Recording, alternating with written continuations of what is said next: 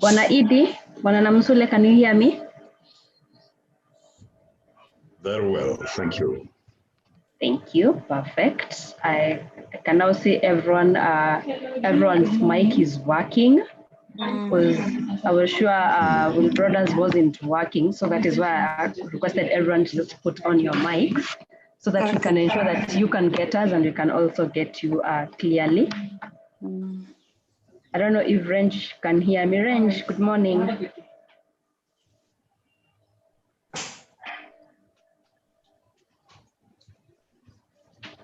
Maybe he will join us as we continue with the meeting. It's now 10:15, and as we had promised earlier, we will just start the meeting and wait for the other members to join us. Let me take this opportunity to just say good morning to everyone and Happy New Year to you, everyone in Kenya. It is good to see you online. My name is Maureen Gishana from the Center for Multi-Party Democracy, Cmd-Kenya. We are glad to have you online today as members from Kenya, and I hope that we will continue, engaging throughout the year. But today's meeting is actually focused on your party. We want to give you party members an opportunity.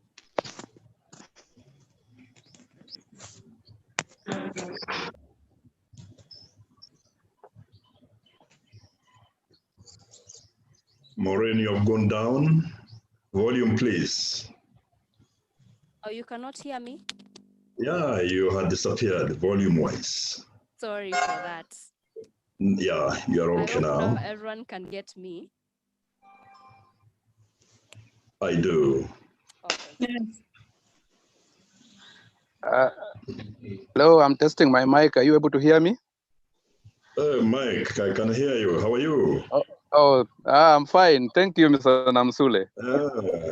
Yes, okay. How is Homabay? Homabay is okay.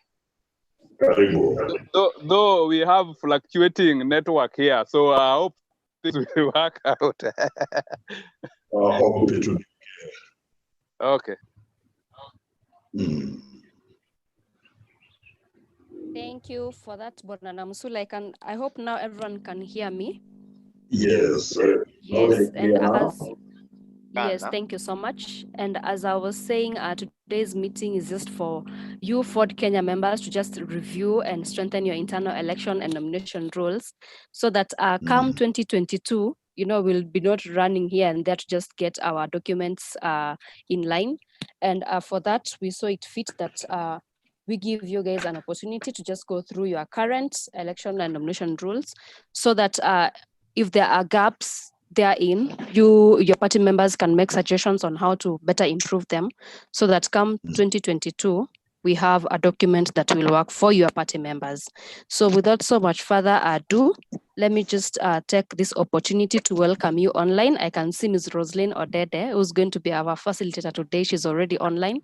She's going to take you members through the document, and we hope that all of us will be engaging. Also online is our ED from Ford Kenya, Mr. Stephen Namsule, who's also going to moderate the session.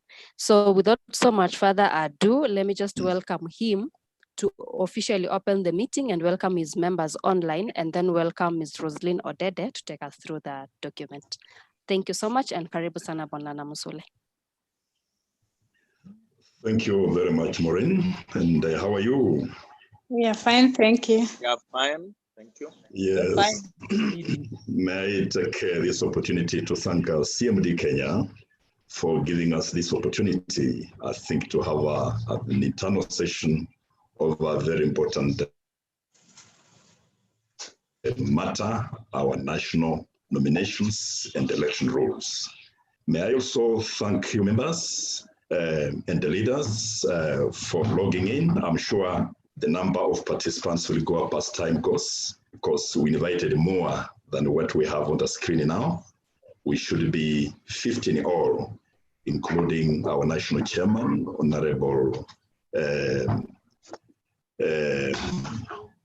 Joel Roho from Tana River, and the rest of our leaders from Lamu down up to Kwale, from Turkana down up to Busia and Siaya and Migori. So we invited them and we hope to see them as the proceedings go on or the session proceeds. The document we're discussing or we're going to discuss has been part of our national constitution from year 1992. The nomination rules and the national constitution for the party were just one document. But around year 2002, we decided as NEC to split the two documents so that we can have clarity of each for purposes of running the party as required. So far, so good. But around 2016, the National Executive Council decided to review the party nomination rules and improved them up to where we are. And as the situation stands, a lot of things are going to happen. Yeah, because what we know is that the IEBC and the Register of Political Parties have drafted an act on the party primaries for all political parties. And soon we shall be comparing the content of that act with our nomination and election rules to see whether they are at par or not. And as the law requires, we shall have to update our document if there are disparities here and there. So it is for this purpose that we decided to meet today to have a clear view or to revisit our nomination rules in preparation for that task coming ahead. This document, as our presenter will illustrate, is divided into parts. The first part is about part one. It's about the object of this document, the nominations and election rules. And it's about who will drive the party nomination process, the party election process. So it sets up the establishment of two and the dispute resolution board to ensure that all is okay when we're having nominations. And in a nutshell, we have used these rules since the year 1992 to hold party primaries up to the county level, but at the national level, we have been using the IEBC for purposes of clarity and credibility. And secondly, we have used this document, I think, to nominate our candidate.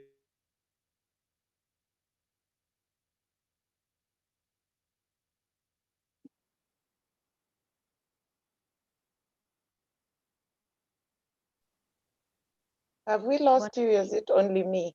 Yes, I think we've just lost him. We have lost him. It's to the county assemblies and the parliament, and also to bring in members on the level with the intelligence of the nation. To Kamega, having been the first nominee we sent to the African Parliament when he was member of parliament then in our party. We have also used it to nominate members successfully to the East African Parliament, starting with, I think the name is going out, but we have had 2 members all the way up to Honorable Javas Ahabi, our last member to the IALA. So it's a document that has served us very well, but it's not perfect as things may stand. So let's kindly look at it and see where to patch it and strengthen it for use in the coming 2022 general elections. So with us to help us understand the document is our consultant, Madam Rosalina Dede, who will peruse and explicate what the document holds, so that you can appraise it and strengthen it accordingly. So with those few remarks, may I kindly invite now Madam Rosalina Dede to take the floor and take us through our own document so that we can appreciate it and improve it. Thank you. Karibu, Madam Adede. Thank you very much, Stephen. That introduction was very useful, very elaborate, and it actually set the pace for us to understand the document we're going to look at today. So I must really, really thank you for that. In fact, the history from 92 to 2016 to today, I think is very, very key in understanding what we are doing. So thank you. So today, as has been noted, we're going to look at your party nomination rules. And my presentation will be in 2 parts. The first part, I'm going to just give an introduction on about party primaries and the benefits. And then we're going to look at crucial aspects of nomination rules. What would you like to see in nomination rules if you're to craft one? And then finally, we'll look at the party nomination rules and just see what is there and see what we can improve or what we like about it. So, karibuni sana. Feel free to interrupt me as I go on, or if you wish to do the entire intervention at the end. I don't know, Stephen, what style you want us to take, but maybe interrupting as we go will make sure we don't lose the key issues, but I leave it up to you to determine. Let's see how the situation develops. If interruptions or interjections will arise in the course of your presentation, fine. If we are satisfied and they keep cool up to the end of the session, still fine for us. Sawa, sawa. All right. Thank you very much. Okay, so we'll start with an introduction. Now, what are party primaries? I'm sure we all know what party primaries are. Party primaries essentially are elections carried out internally within the party to enable a party choose its candidate for a general election, or even to choose its own officials. But generally, primaries precede general elections, so they are the ones for choosing party's candidate for a general election. But in most political party rules, you'll find their nomination rules include election for party officials as well. Exactly how the party primaries will be conducted are dependent on the legal framework that the party sets for itself. So the nomination rules are part of the framework. The party's constitution is part of that framework. And then, of course, constitutional and statutory provisions that guide each political party in the country. So we'd have the constitution, we'd have the Elections Act, we'd have the Political Parties Act, we'll have the IBC Act. All those things will play together in terms of forming the framework for political party primaries to be held.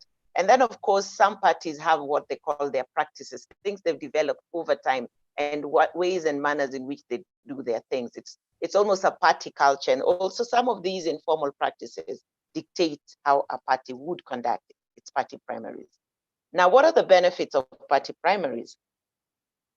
Now, the first and key benefit is that it helps the political party select the candidate who is most likely to win a general election.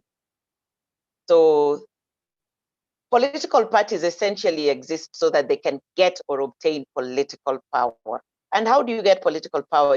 It's by having candidates in a general election that can win the election. So party primaries are supposed to help the party identify that one candidate that can win us, get us to get political power. That one candidate that can give us that visibility and that clout so that we get onto the national seat of power. So that is a key element, because at that time you're testing the strength and power of each of your party members who has expressed interest, and then going through the primaries shows you who has the people's will, and then you get the candidate who's most likely to win a general election. Now, speaking about the most likely to win a general election, sometimes political parties will want to do direct nomination of a candidate. And this is because they would probably have so much faith and belief in this candidate as having the clout to express, one, the party's political philosophy, and second, to capture. And so sometimes it will not be through universal suffrage. This person can be selected by direct nomination or through delegate processes, but the idea is to get the best candidate. The other thing, the benefit of political primaries of primaries is that it initiates the democratic process before general election. Now, this therefore helps restore democracy, not just for the political party, but for the entire country, because if we were, Maureen, someone says Stephen seems to have dropped out of the meeting. I don't know what can be done about that, but see how to tackle that.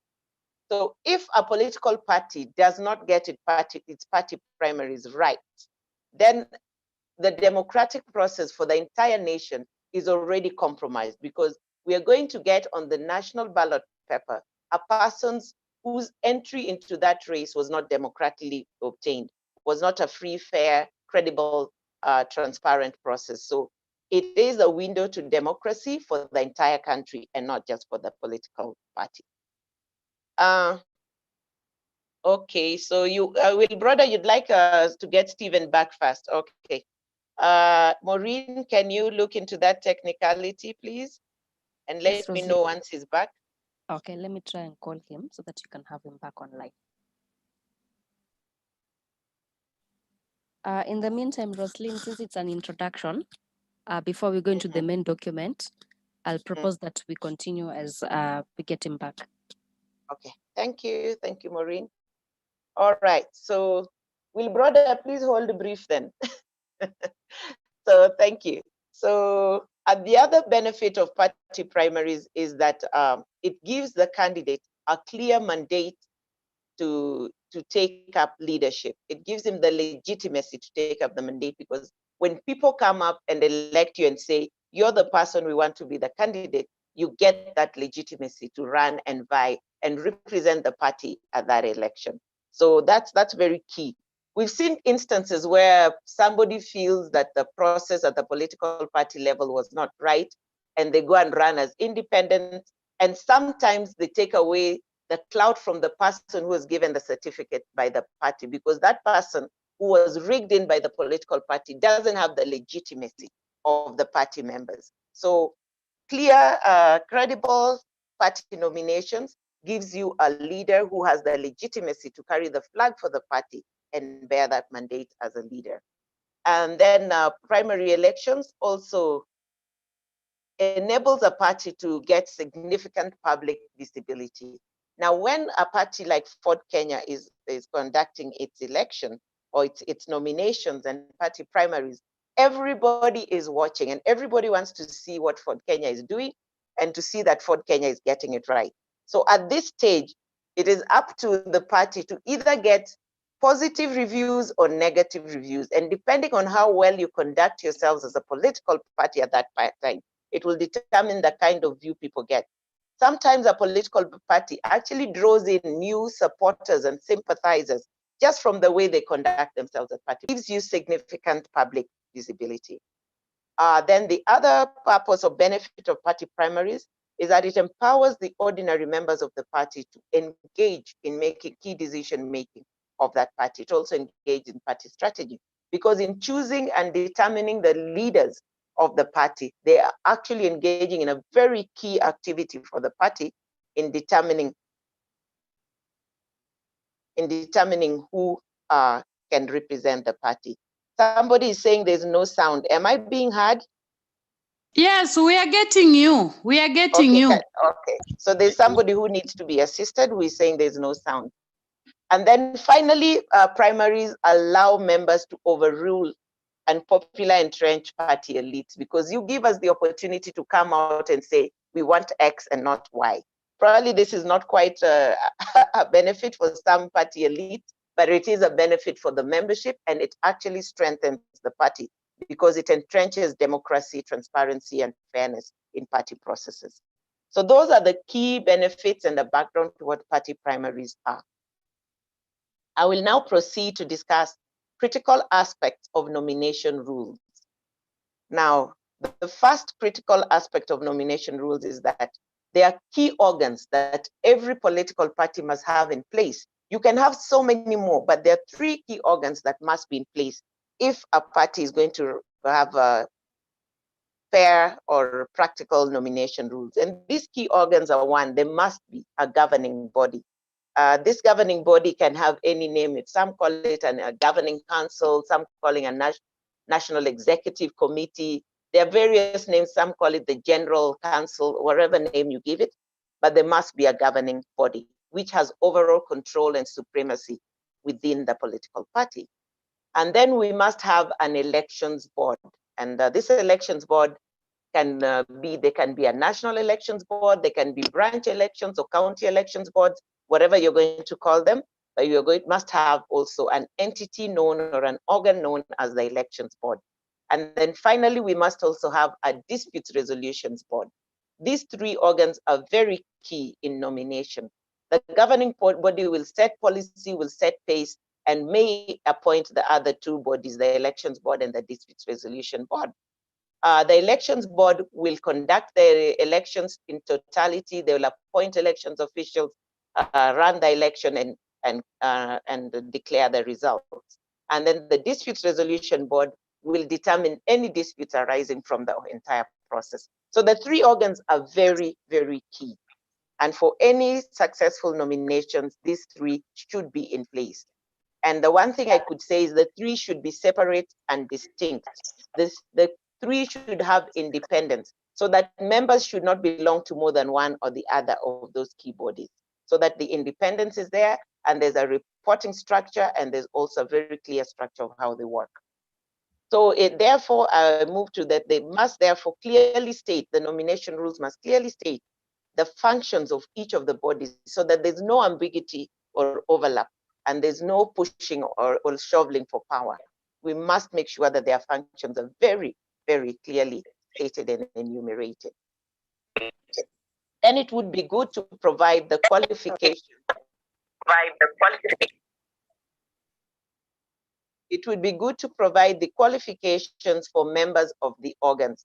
Who are they? How are they appointed? What are their qualifications? What qualifications do they need to have?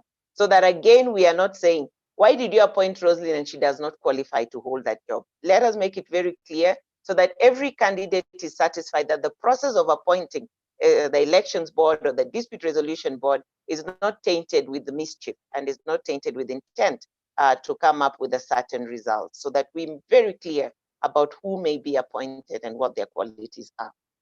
And then there must be provision for gender balance and inclusivity in these organs. This is a constitutional and statutory requirement, and therefore there's no going around it. We must ensure that our organs achieve gender balance. And in inclusivity, I'm talking here about make sure there's youth, make sure there are PWDs, make sure the marginalized and minorities are in one way or another included. So let's embrace all. Let us just not be gender. Let us also have the PWDs, let us have youth being considered and everyone else, so that the inclusivity is all embracing of all our party members. And then, yes. The other thing that is crucial is a party register. And I think we discussed this when we were looking at the political party rules, that a party register is a very critical and crucial document for credible party nominations. A party that does not have a clear party register is setting itself up for failure and a rigged party primary. Parties should ensure they have very clear party registers, where they are stored, who has custody, how many types they have, how we can access them for verification, how members are registered, and ensure that the people appearing on the register actually are qualified members of the party. If you do not have clear party registers, this is where rigging starts, because then your party no parameters will be open to anyone who walks in. And this is not very nice. So let us have clear party registers, and let us provide for that party register in the nomination rules. I'm not sure I saw provision for a party register in your nomination rules, and probably it's because it was left behind in the Constitution, and it's probably only fair that that party register provisions be also imported into future nomination rules. Then it must also provide a process for the process for applying for nomination. How does one apply? Is it in writing? Do I make a phone call? How does one apply? Is it online? Do I have to physically be there? Put the procedure down so that it is clear. And then the fees. Is there any fee payable if one wants to apply for nomination? That should also be clarified. Is there any qualification that the party wants to set for people who need to apply for nomination? And these qualifications could be things like the length of time you've been a member. It could also be your activity in the party, because I'm sure a party would not want a presidential candidate to be someone who joined the party yesterday. But then again, it's up to the party to determine its rules. Make sure the qualifications are put in so that there is no doubt as to who qualifies to vie. And then, is there a vetting process for these people who apply? And is there an appeal? If I'm not allowed to apply, is there an appeal process? And indeed, when we're talking about the fees, is there consideration for women, youth, PWDs, all these special interest groups? Is there some special fee or waiver for those category of people in the application process? So let's ensure that our rules cover all those things. The other critical aspect for nomination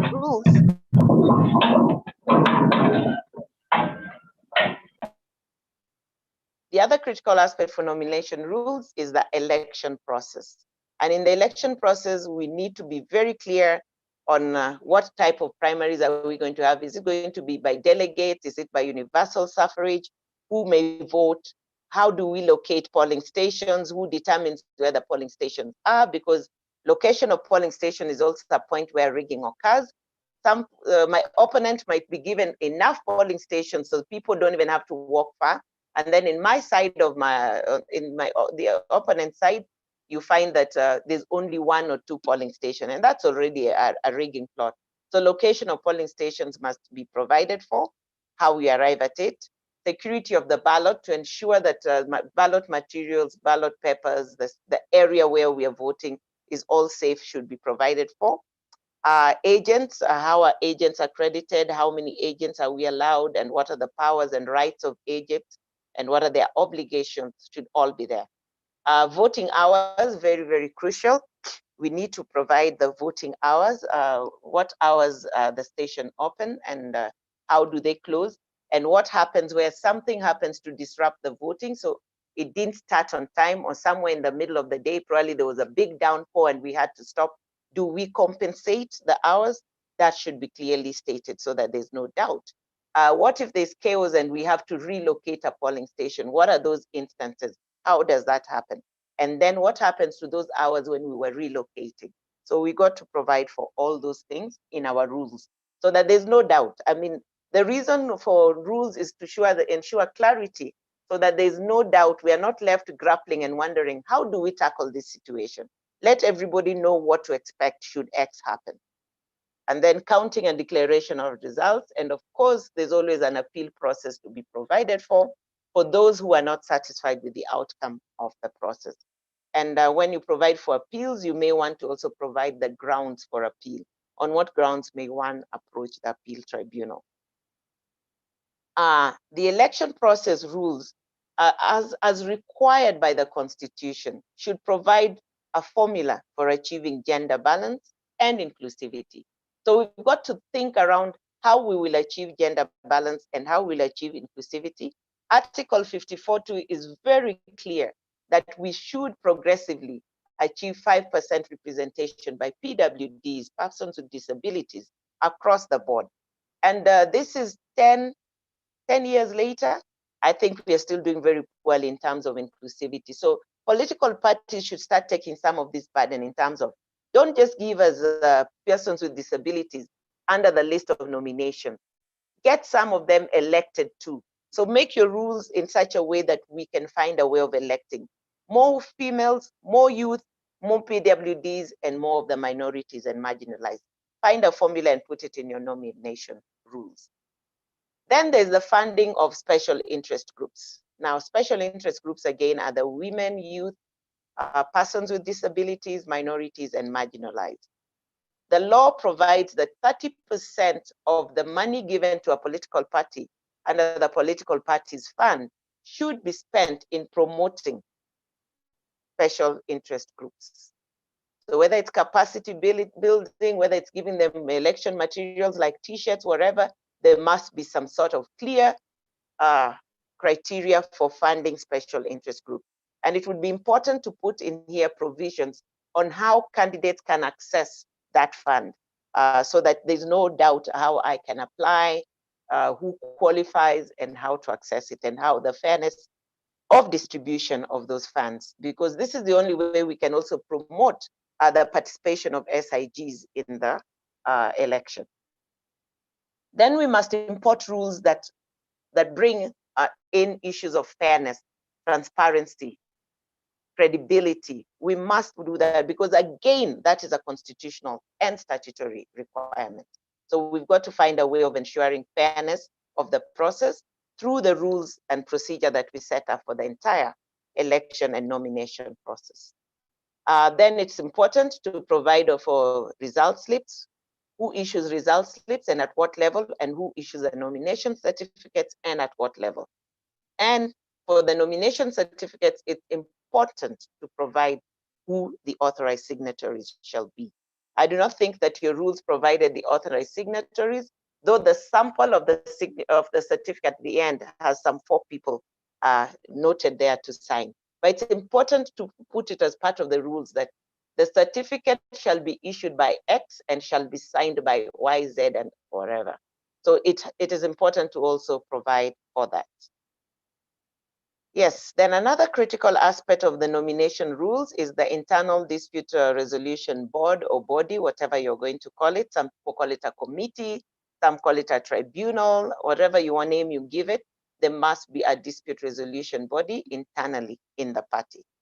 And you will decide therefore whether to devolve it or not to devolve it, whether to have appeal levels within your internal dispute resolution board or have just one level. What is the cost of appealing? Is there a fee to be paid? It should be there. What are the rights? Is there a right of appeal, and what are the grounds of appeal? That should be covered. Who may appeal? What's the procedure for appealing? It should be very clear. What's the obligation of the election body or board to provide records of that particular election that's being challenged? What are the timelines?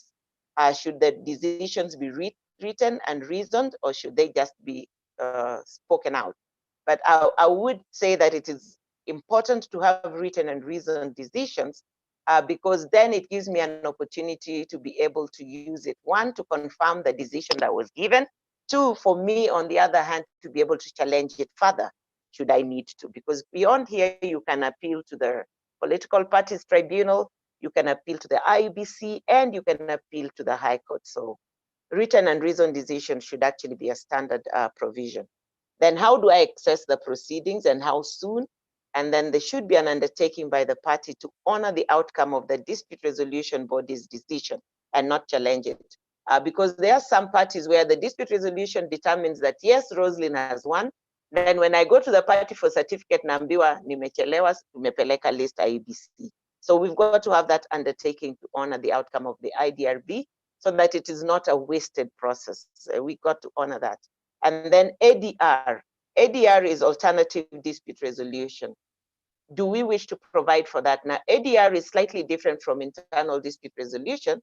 ADR is where now we go to informal processes such as conciliation, negotiation, mediation processes, which can be done even at branch level, which can be initiated between 2 candidates to agree and conciliate and come up with a common position. So are we going to provide for ADR and recognize it? Those are things we need to think about when we are formulating our nomination rules. And finally, we must provide offenses with commensurate punishment for those offenses. We can't have nomination rules and then there are no offenses. The party should be able to punish people who do not live by the code of conduct, people who do not live by the Elections Offences Act, and all such things. So we must be able to provide there and put in obligation of aspirants and candidates.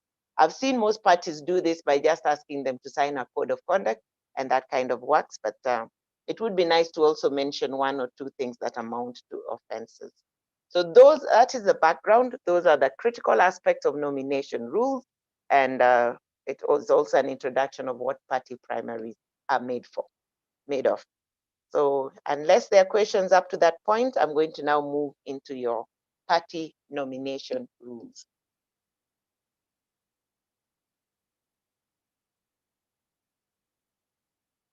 Okay. I think the silence means I can continue into the party nomination. Excuse me. Hello, Rosalind. All right. Yes, Rosalind. Go ahead. Yes, I think for me, what is most critical, thank you for your presentation, is still the issue of nomination register.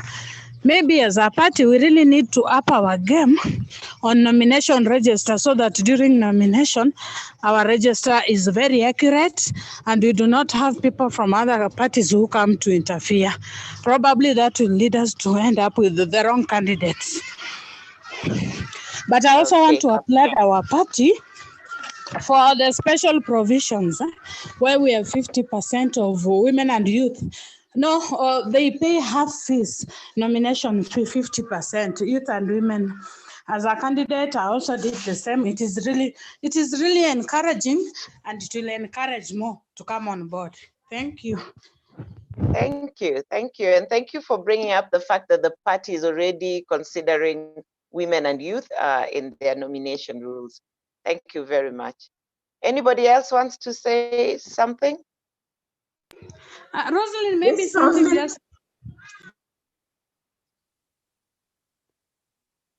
just to add something. Yeah, on the issue of funds, we've said this before. They give funds to the major parties. Right now, currently, it is ODM and Jubilee. Other parties are not getting. Yet all of us pay taxes. It's high time we change the act so that all parties get a share of that fund.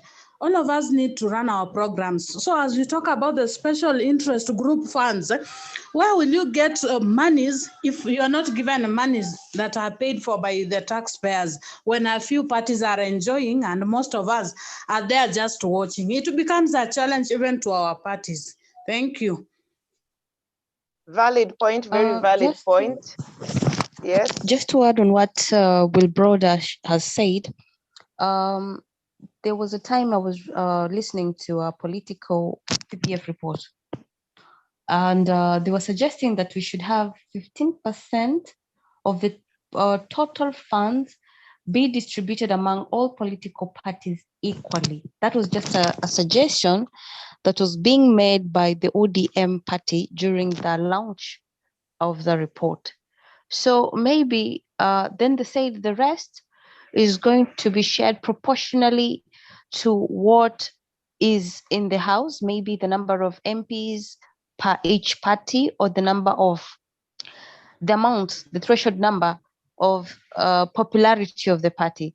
So maybe if they're also going to bring the 15% down, it's going to help most political parties in Kenya, including Ford Kenya Party.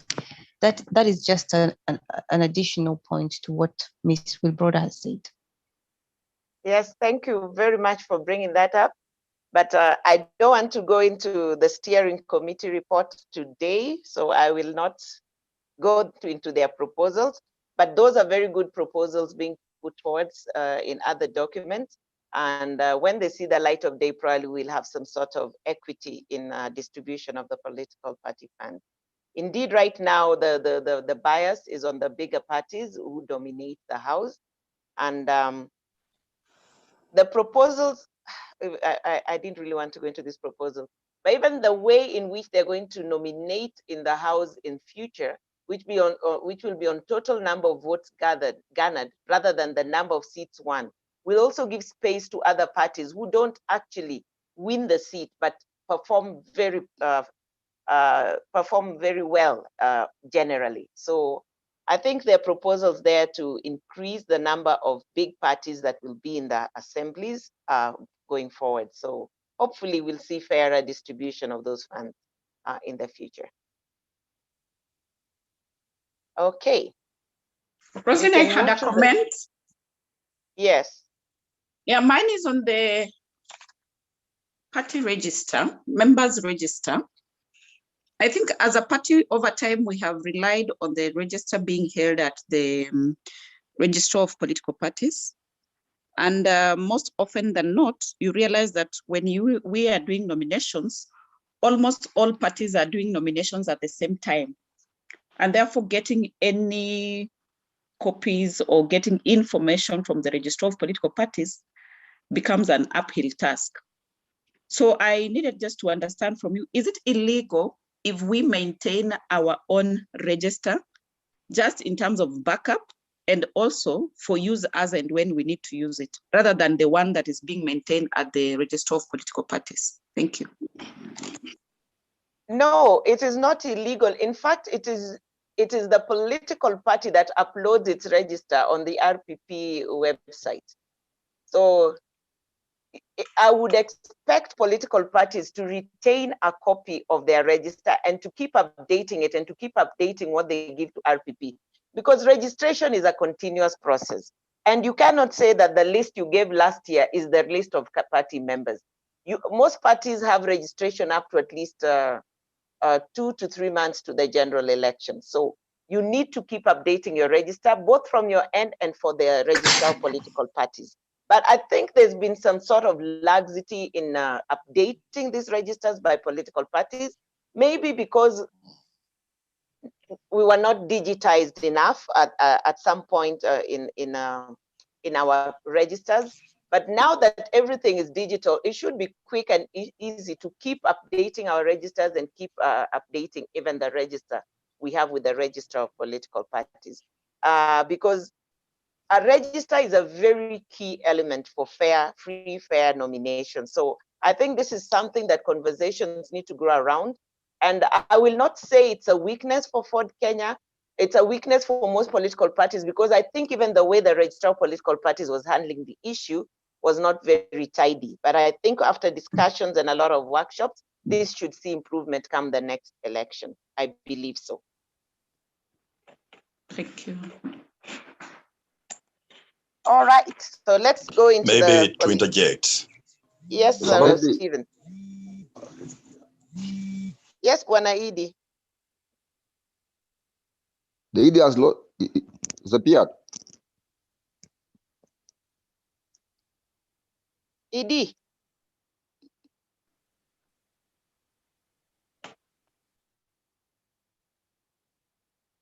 Has he dropped off completely? Let's move okay, on. we'll take his point when he returns. I can see someone has raised their hand. Go ahead and speak. I wish to thank you for the good information you have given us. I've been following, though I came in late. I tried to connect, but now I'm very much on, so I'm following. Thank you. Karibu sana. Okay, so we can proceed, and the ED can give us his point when he returns. It's unfortunate. Yes, we should. Okay, ED, you're here. I can hear you, but yes, but the trouble is I'm having too many calls from members interfering with my presence on the screen. Because every time they come, they disconnect. Otherwise, they disconnect your line. Okay, around. Just try and say what you are going to say. Let's welcome Honorable Chris Manda, our National Organizing Secretary, who is in charge of most operations of the party. I think he has also had a lot of problems joining us, but I'm glad he's on board. Maybe a quick one on a membership register. What you have said is right. We do upload our membership register on the RPP system, although we have more members who are not on the RPP system because of certain conditions. Maybe they are not 18 years, or maybe they are 18, but they are not voters, so they have been excluded from the master register at the RPP's office. But when it comes to nomination issues at the grassroots levels, getting our membership list is not an issue.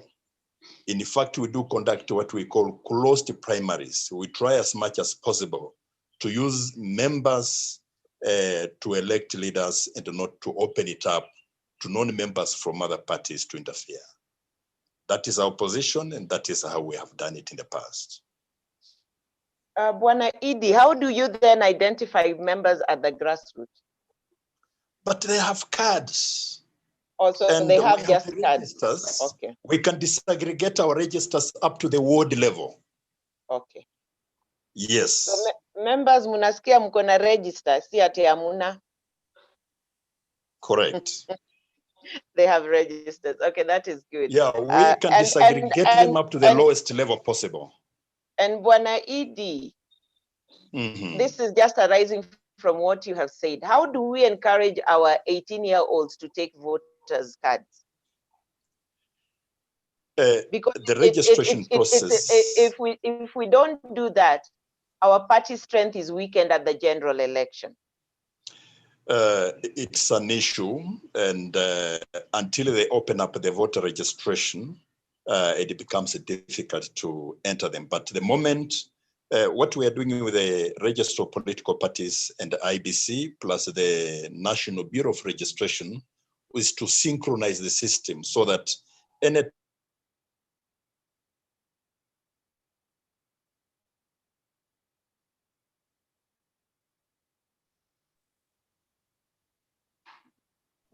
The AD is gone again.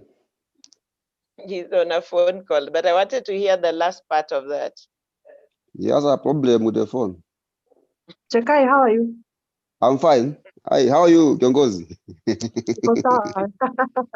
Hey, long time. Madam Roslyn, I have a comment to make as we wait for the ED to come. Okay. And this is to Who am our I members. speaking to? Sorry. My name is Dr. Susan Wafula. I'm the vice chair of the party. Karibu, yes. Karibu. Go ahead, Asante. madam. I believe this meeting is for Ford Kenya members only. And looking at the participants, looks like we have most of the leadership here. For me, I would want to comment that let us open ourselves to learning. As the saying, current saying says, is that there is what is ideal, what is in the papers or what is in the rules written, but mambo kwa ground is different. And I want for us to be open to learning, because if we come and we want to justify our positions, yet we know very well that that is not what happens, we may not learn. I think my joining this meeting was really to learn how best to improve our system so that then we do things right. Our register is not there per se, owned by ourselves. It is at the Registrar of Political Parties. And if I take an example of the last nominations that we did in 2017? It was open to anybody. Yes, it was open to the public. We were not able to narrow down to our members. And the reason why we were not able to narrow down is because we did not have a register with us. So I think let us take this opportunity to learn. Then we see what are the areas of improvement and what we need to do to ensure that we have a good document and to be able to do the right thing. Thank you. Thank you, Vice Chair. I think those are very valid points. And since you're part of the leadership, I'm encouraged that we are here and hoping to grow our systems, because as I said at the outset, credible party primaries actually gives a party the political strength it desires to have in the national arena. So thank you for that comment. So let's start with your party nomination rules. Now, in the preamble of the rules, it says that these rules shall apply to elections for officers in the party, for the county assembly, for parliament, and other organizations which the party relates to. So I just wondered, county assembly, the governor is not a member of the county assembly per se, he's county government.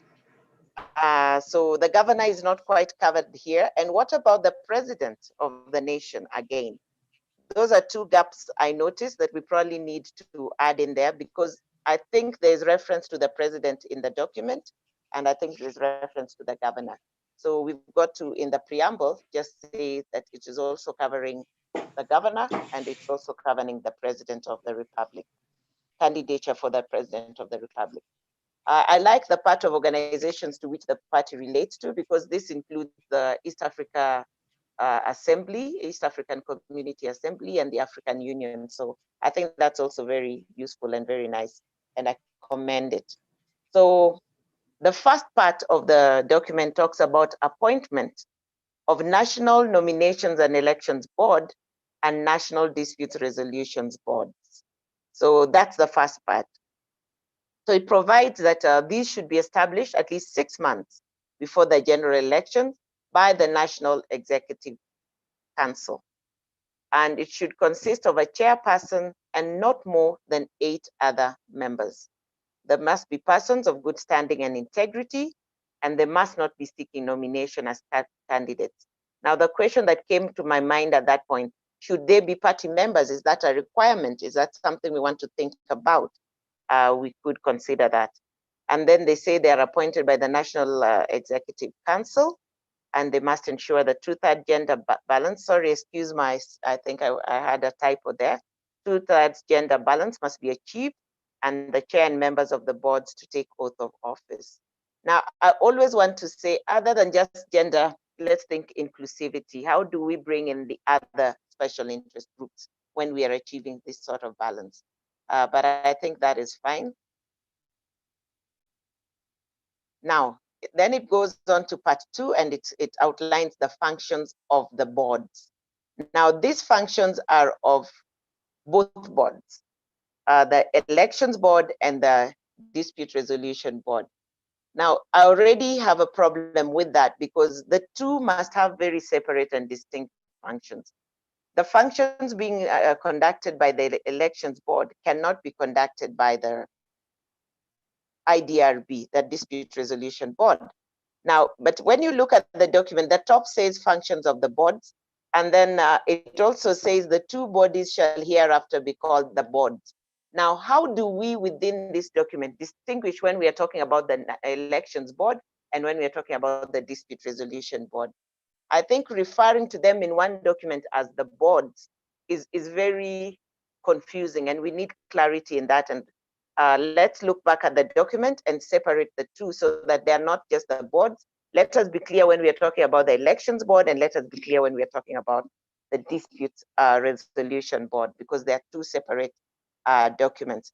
Now, when you look at the document itself now, I don't know whether any of you have it with you, but when they're talking like about the functions of the board, so the list functions, Maureen, are you able to screen their rules? Rosalind, let me try and get them so that I can just screen them. If you can. I just want to make a point here that when they're now talking about the functions, they would say like to supervise and guide party nominations, and then in brackets they put NE board. I wish Maureen would screen this so that we can see it. Sorry, Maureen, I ambushed you about this.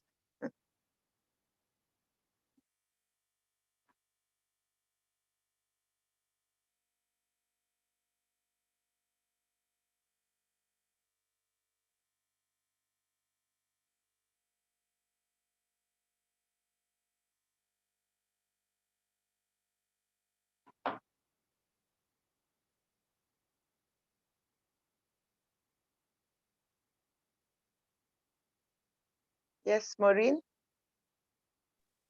In the meantime, if is the ED back? I'm back. I'm listening. You were saying something when you cut short, or you can't remember. Yes, I was just trying to. You were saying. No, I can't remember. It was about. No, you were saying how you're trying to reconcile. And yes. the voter.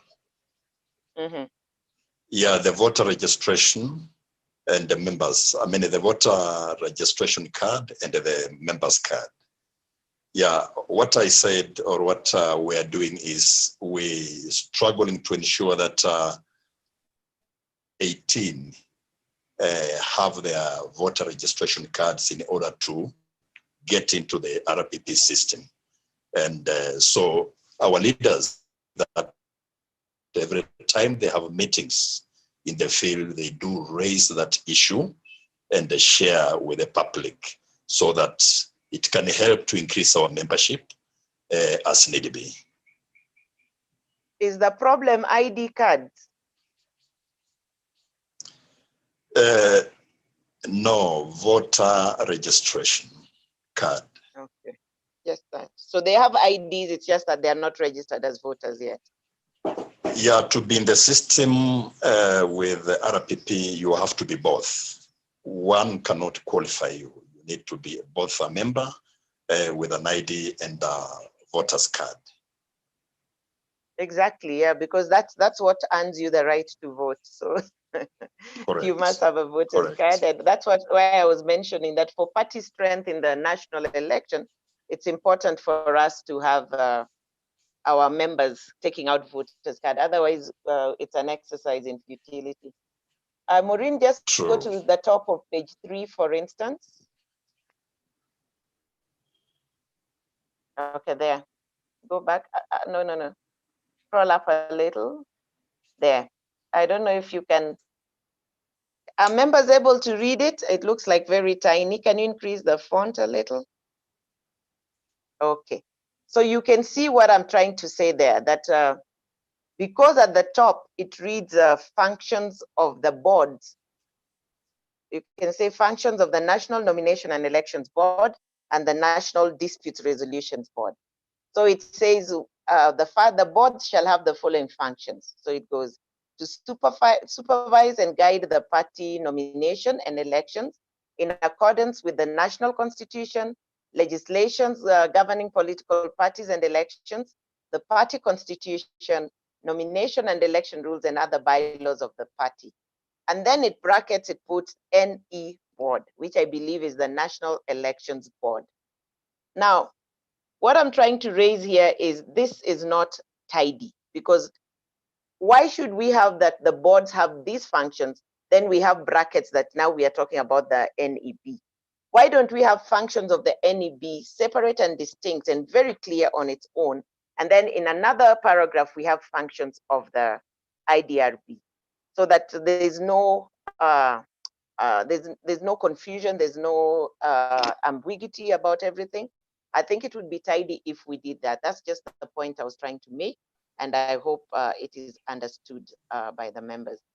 Maureen, we can go back to the presentation. Thanks for the observation. Noted. Thank you.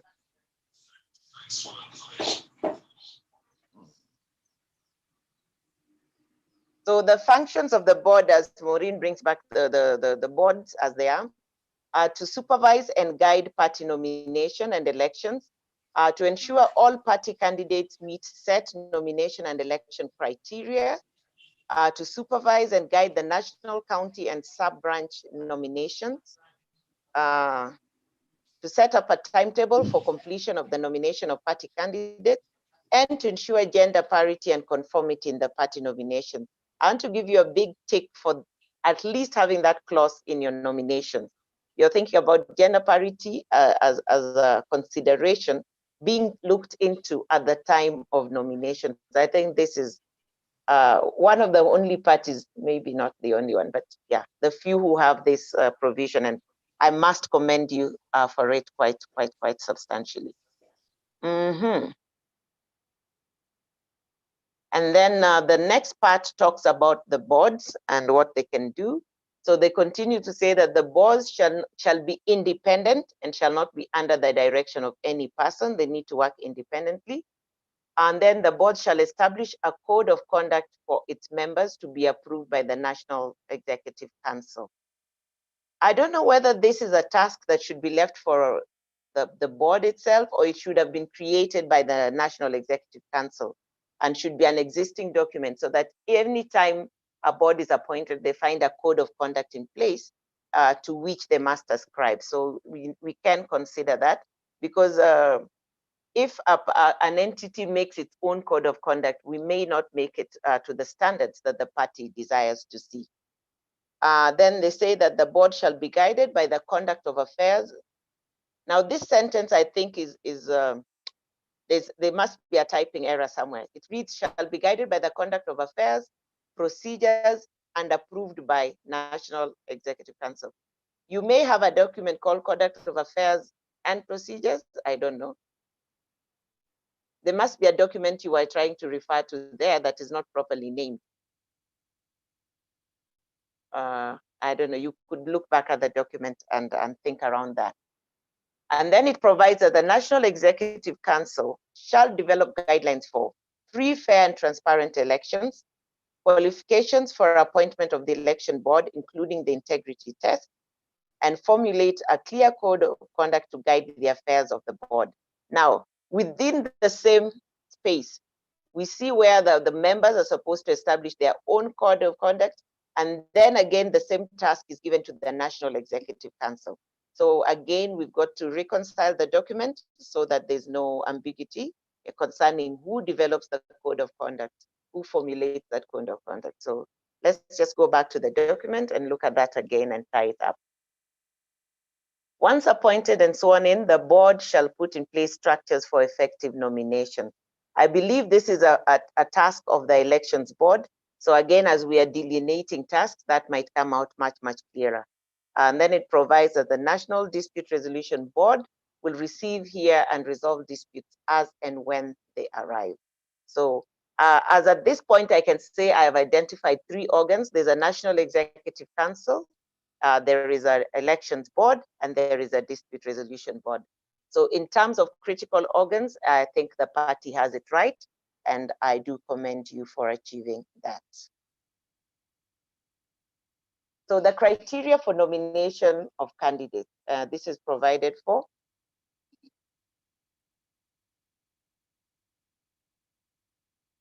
Okay, somebody's asking, how does it achieve gender parity? Because the last task there, it says that the board shall set structures for achieving this. I believe that then it's supposed to come up with guidelines on how people are nominated in certain zones so that they achieve that gender parity. So I will ask the ED to explain that later. He can think about it as we go ahead, and then he'll explain how the party achieves gender parity in its nomination. Now, criteria for nomination of candidates. Article 10 of the National Constitution and National Values, you must achieve it. Article 10 are our national values and they're in the Constitution. Then we have Chapter 6 on leadership and integrity. Again, it's a requirement that everybody can live by the Chapter 6 values. Then there's the Constitution of Ford Kenya itself that people have to deal with. Then there's the other requirement that you have current membership, subscription, and then you subscribe to the party vision, mission, and core values. Now, the only reason I underlined current membership is that can I join today and vie to become president in your party? Is there an extra qualification? That's something we need to think about, because I see most parties say something like life member, yes, or gold member, or things like that. Yes. Yes, ED? Yes, as long as you fulfill those requirements even a day before the nominations, then you qualify. So I can join the party today and run for president on your party ticket? Yes, the right of association is an important fact here. Okay, that's fine. If that's how the member party understands it, that again is very fine. Because I find the parties sometimes want to ring fence positions. Yeah, just to clear the hurdle that you have raised a little earlier on gender parity in terms of nominations. Yes. You know, the election campaign period is a very vicious one. And it's always about those who have shown interest or expressed interest in the leadership at the county level upwards. So you cannot put them aside and prefer anybody else who has not expressed interest. But that gap of gender parity is usually dealt with under what we call party lists. The first one being for those directly nominated in the top-up list that the election laws has made it clear in the national constitution. So we ensure that we submit various lists. I think 2 being lists that will help to top up gender issues as required by the Elections Act. Okay. All right, so the gender parity is achieved through the party list. Party lists. Okay, and it's not just gender parity, I hope. Parties. And I hope it's not just gender parity alone. You also look at other special interest groups. That's what it means. When you talk about gender, a mixture of many of those issues, the GICs and the rest. So we take care of all those issues under gender parity. Maybe it would be clearer to say issues of inclusivity and interest of SIGs plus gender parity be considered, just for clarity and to build it up, so that there's no doubt that we are considering people with disabilities and the youth as well. So yeah. Then, okay, the other requirement is citizenship. You must be a Kenyan. You must be in possession of a national identity card and also have a voter's card. And then also you must meet the provisions in the Elections Act as revised in 2017. So those are the criteria that the party identifies for all its candidates. I think they're very straightforward and do not leave any doubt. So the next part of the document Madam Roslyn, those conditions are also in tandem with the requirements of the Elections Act. Yes, the Elections Act, the Constitution. Yeah, they are the same because we borrow a lot from what the Constitution and the Elections Act require now to subject to our members. Thank you for that addition. Did I hear someone else trying to speak? Yeah, the alternative dispute resolution is not captured within our nomination rules. So I don't know if the party would consider having it included.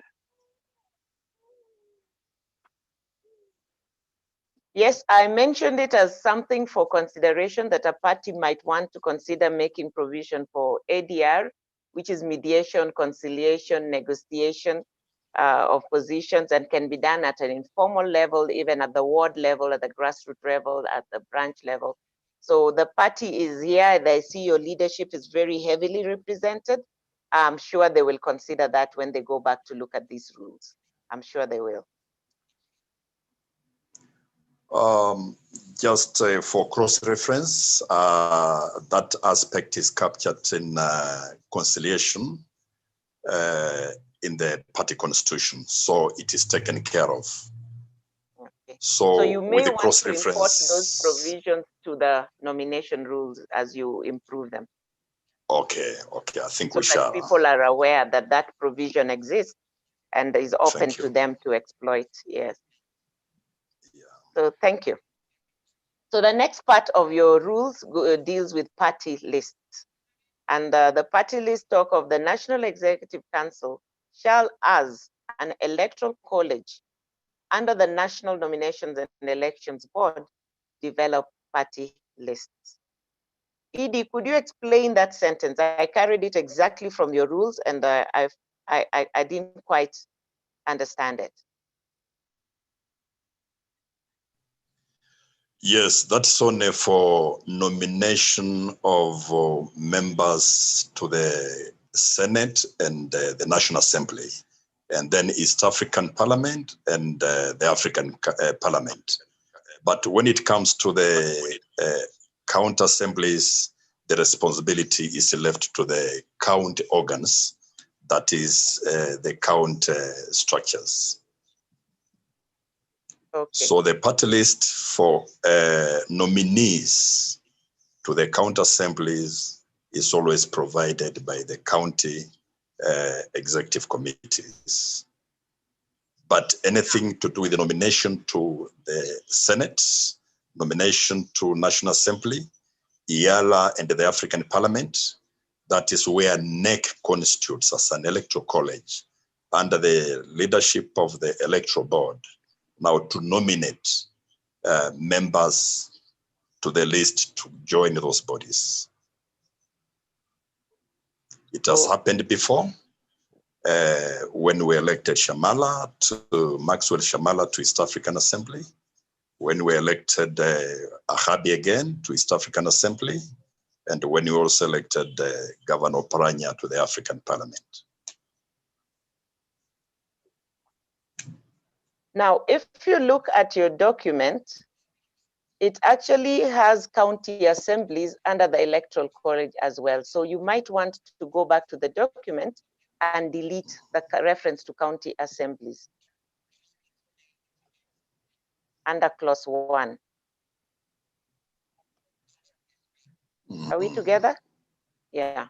If you look at part 3, number 14, you will see that develop party list for appointment of representatives in county assemblies. So maybe then that should be deleted so that we leave only the other offices that you refer to as being handled under the Electoral College. We did involve the election board for purposes of guiding the county offices on how to do it.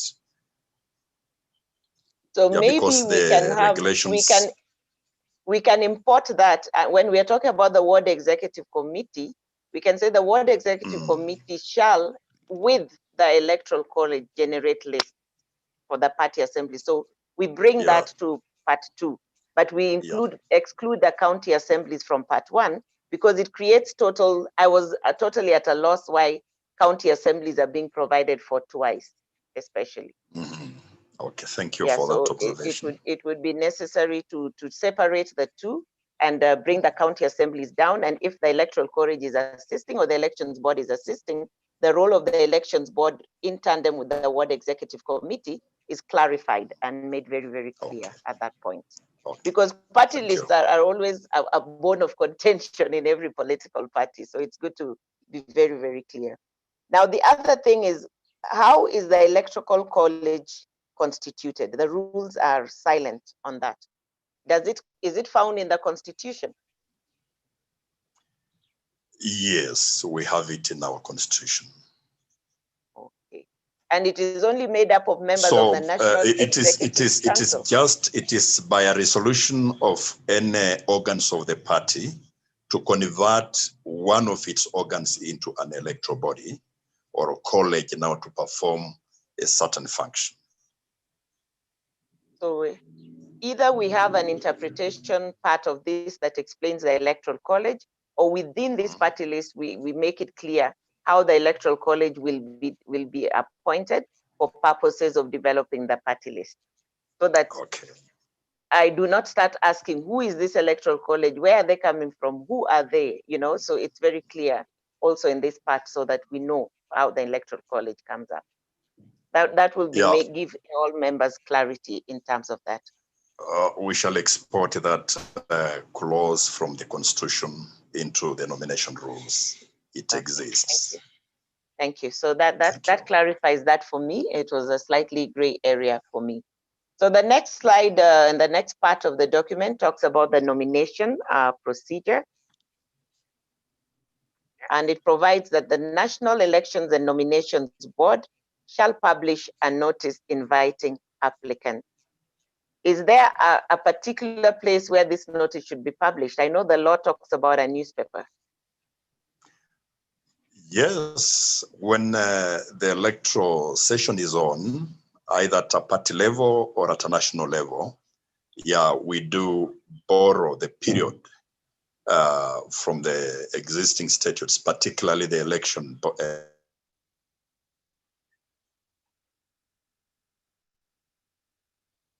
Okay, I've lost him. But what I wanted to say is then we must make it clear that the publication must be in a newspaper of high circulation so that members can see it. Then the notice for a by-election must be sent out within 7 days of the declaration of the vacancy. They do not say at what point the notice for other seats should be sent out, and maybe we want to provide for that as we update our rules. Applications must be in writing and accompanied by the applicable. And I'm sorry. We normally borrow.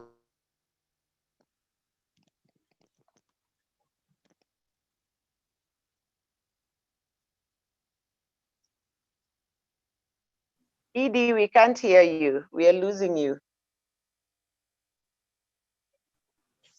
I'm sorry for too many calls interrupting. Go ahead. What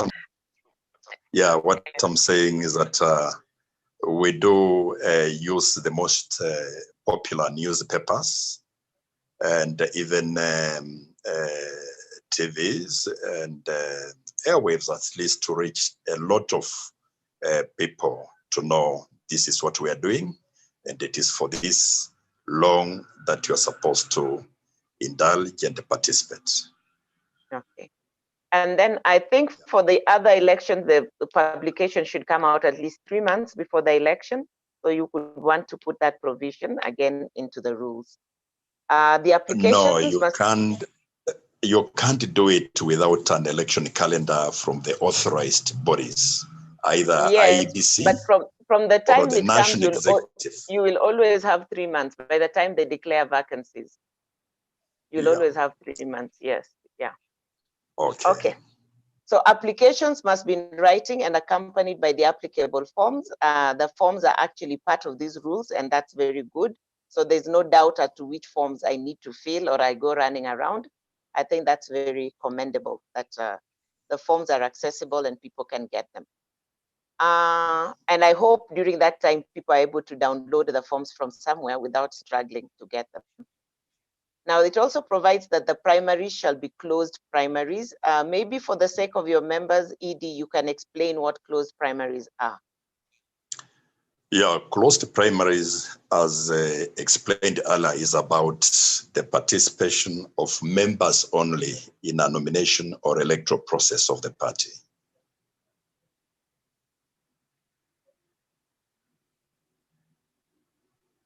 So you say it is members only, but we had members the vice chair.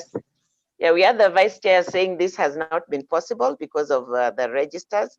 So hopefully we'll be able to upscale our activities in that regard.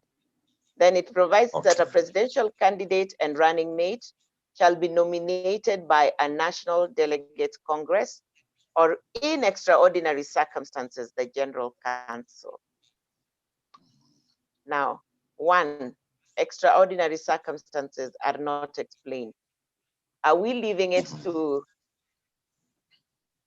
anyone's interpretation? Because it would be good to put limits to what these extraordinary circumstances would be. And then I want to assume the General Council is different from the National Executive Council. Yes. And it the also General provides Council is the second highest organ of the party, below the National Delegates Congress. It's above the neck. Okay, okay, all right. So if it is understood in the party, that is fine, but we probably just need to define to small extent what would amount to extraordinary circumstances, so that You're right. We complaining. shall draw the attention of the National Executive Council to that clause so that they can give the interpretation. Okay, good. And then elections shall be by secret ballot.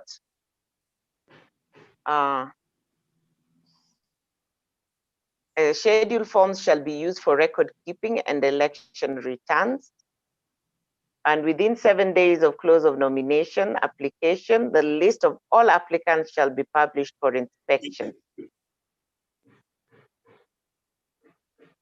Is the inspection open at the branches or only at the head office? Sorry?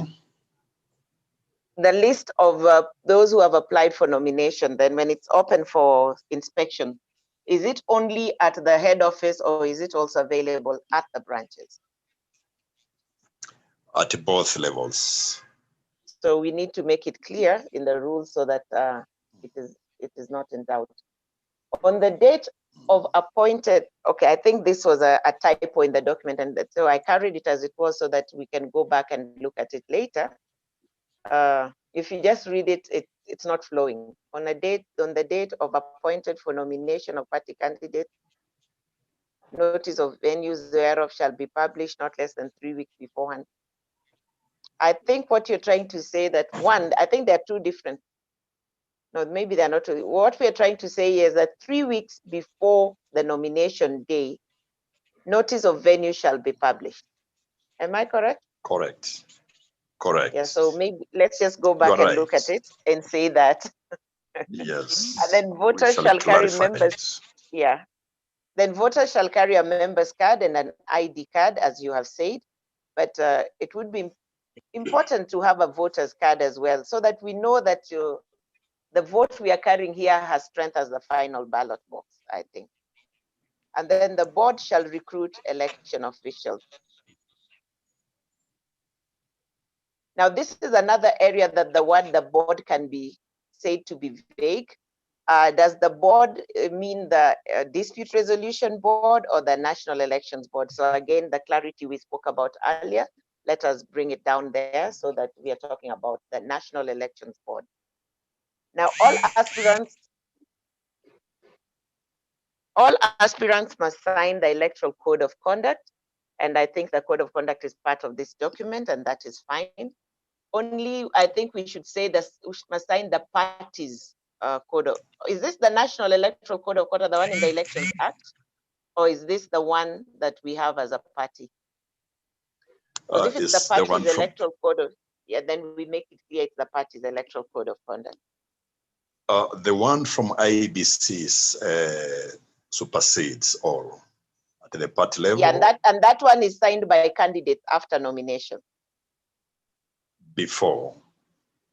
Yes. So anyways, so just clarify if this is the National Electoral Code of Conduct or the party's code of conduct, because I saw you have a code of conduct as well as a party. And then every candidate for nomination shall have the right to appoint 2 agents at the election and the counting of the votes at the election and the counting of the vote at their own cost. So yeah, they can appear at the polling station, I believe, and at the counting hall. And then votes to be counted at polling station in the presence of candidates and agents. Their absence does not invalidate the process. And I think that's just in line with the Elections Act. And the presiding officer to announce the winner at a polling station and require candidates to sign the results. I think, again, that's just in tandem with our Elections Act. Now, the candidate with the highest number of votes cast in his or her favor shall be declared the winner of the election at the polling station by the presiding officer, and all the candidates present and counting agents present will confirm the result by endorsing and signing the tally of votes cast. I think that's still in order. Then the returning officer shall confirm, endorse, and convey the result to the chairperson of the Nominations and Elections Board, who shall tally and total all the returns. Now, does that mean the RO does not tally at the branch or county level? The tallying is done by the national. The returning officer does not tally the result at the county or branch level. It depends. If it is an election which ends at the ward level, the returning officer should be at that level to tally the votes from level. If it's at the county level, the same thing. But here it says that the RO shall just confirm, endorse, and convey, and send to the chairperson of the elections board, who shall tally and total. So we have to be very clear what we are saying and ensure there's no ambiguity between the role of the returning officer and the chairperson of the board. So who is tallying? Because I know that if the tallying is being done, the candidate should be present. So would we be requiring all candidates to come to Nairobi for the tallying? I think not. So I think there's something just not working there. And then it goes ahead to say that the chairperson of the board, assisted by members of the board, shall tally and total the votes on the returns made by the presiding officers. And all the candidates present or the agent shall certify.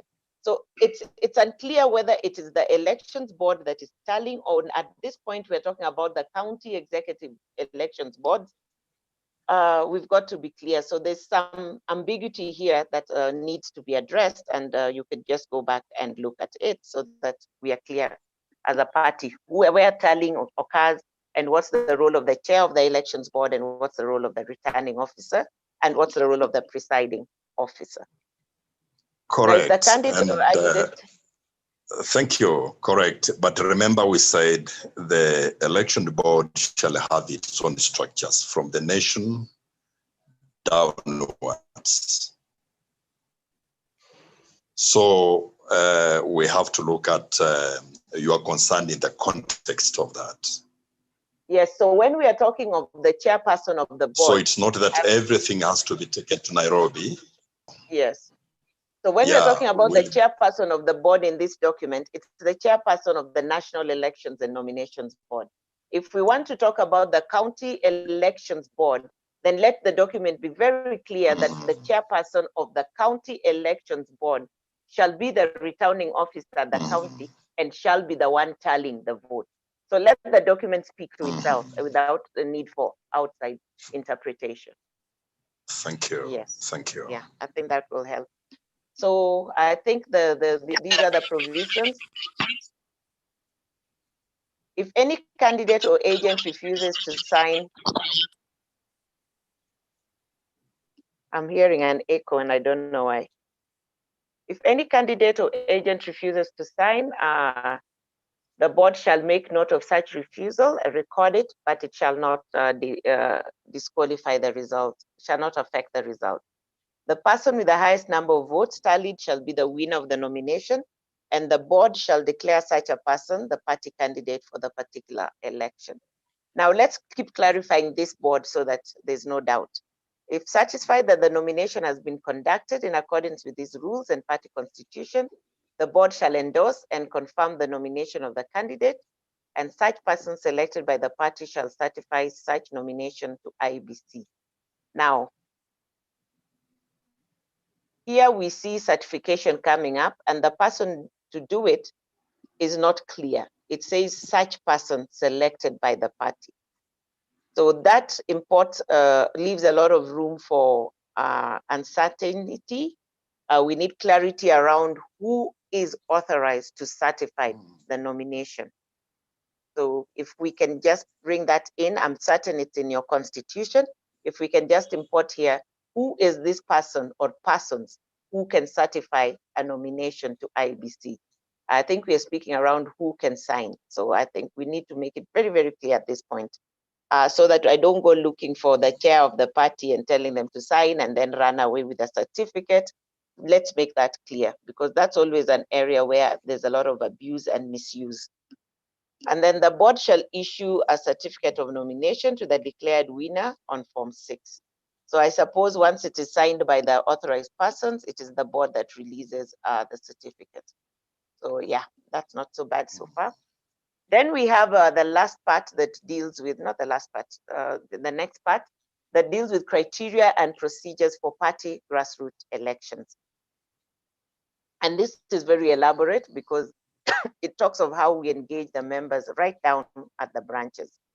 And so it talks about the party shall elect sub-location, location, sub-branch, county, and national officials as required by its constitution and the Political Parties Act, freely and fairly. Those words, freely and fairly, are very important ones, and I hope the party lives by the tenet of those two words. They're very, very powerful and important words.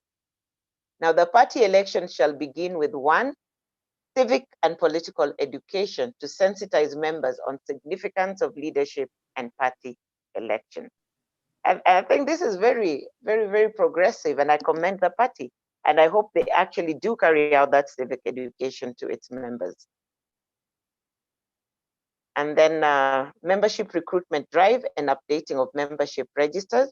So if this can be done and uploaded elsewhere and be available for verification, I think it would be improving that to the next level. And then establishment of the nominations and elections board, and then publication of the notice and program in the print and electronic media.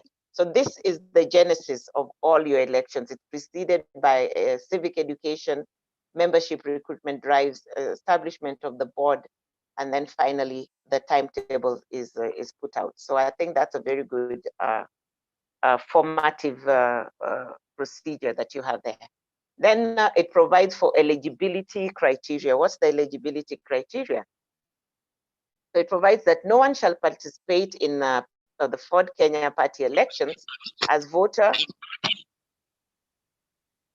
or candidate unless that person is a fully registered member. I don't know why I'm getting an echo. Is a fully registered member, is a citizen with a national ID card, has signed the Electoral Code of Conduct, and meets the requirements of Article 10 and Chapter 6 of the Constitution. And I think these are provisions that are also there within the Elections Act, and the criteria actually falls in line with that.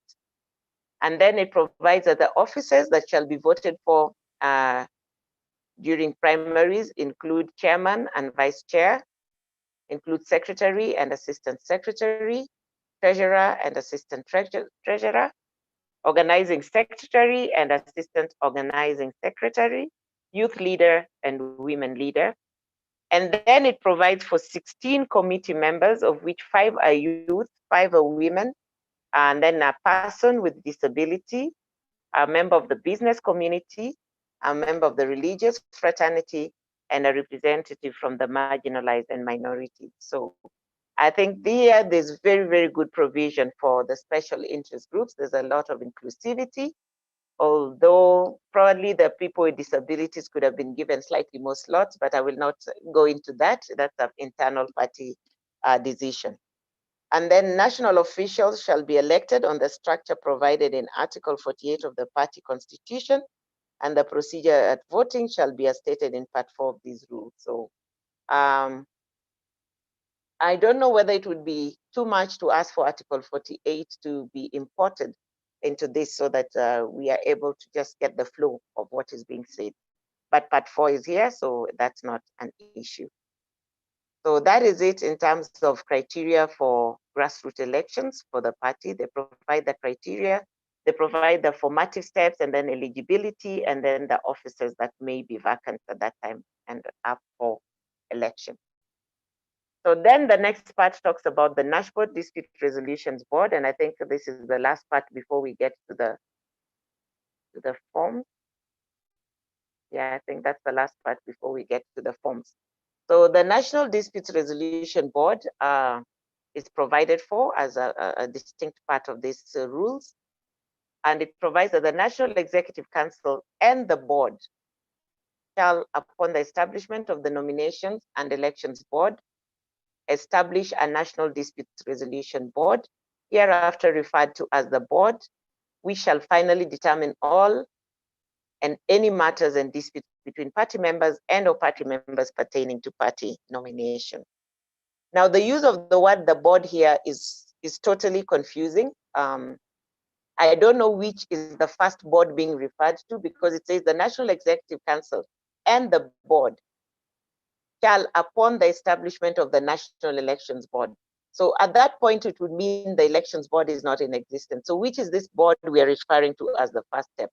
And of course, the Dispute Resolution Board does not exist because it is being established under this clause. So the use of the word board, as I said earlier, needs clarity in every time it is used so that there's no doubt which board we are referring to at any time. And then, is it the Nominations and Elections Board that also constitutes the Dispute Resolution Board? Let's have clarity whether the Nominations and Elections Board has a role to play in the appointment of the Dispute Resolution Board, or whether that's an exclusive function of the National Executive Council. Because in the earlier part of this document, it actually stated that it is the National Executive Council that shall appoint both the Nomination and Elections Board and the Dispute Resolution Board. So we've got to reconcile the document so that it's speaking it's saying the same thing throughout the document, and there are no inconsistencies. Then it's provided that this Dispute Resolution Board is an ad hoc body. So it's not a permanent body. It comes in as and when needed and works, and its term expires after the work is done. It never stated whether the Elections Board is a permanent or ad hoc body. So you might want to say the same for the Elections Board as well, whether it's a permanent, whether it serves a 3-year term, or whether it's also an ad hoc body.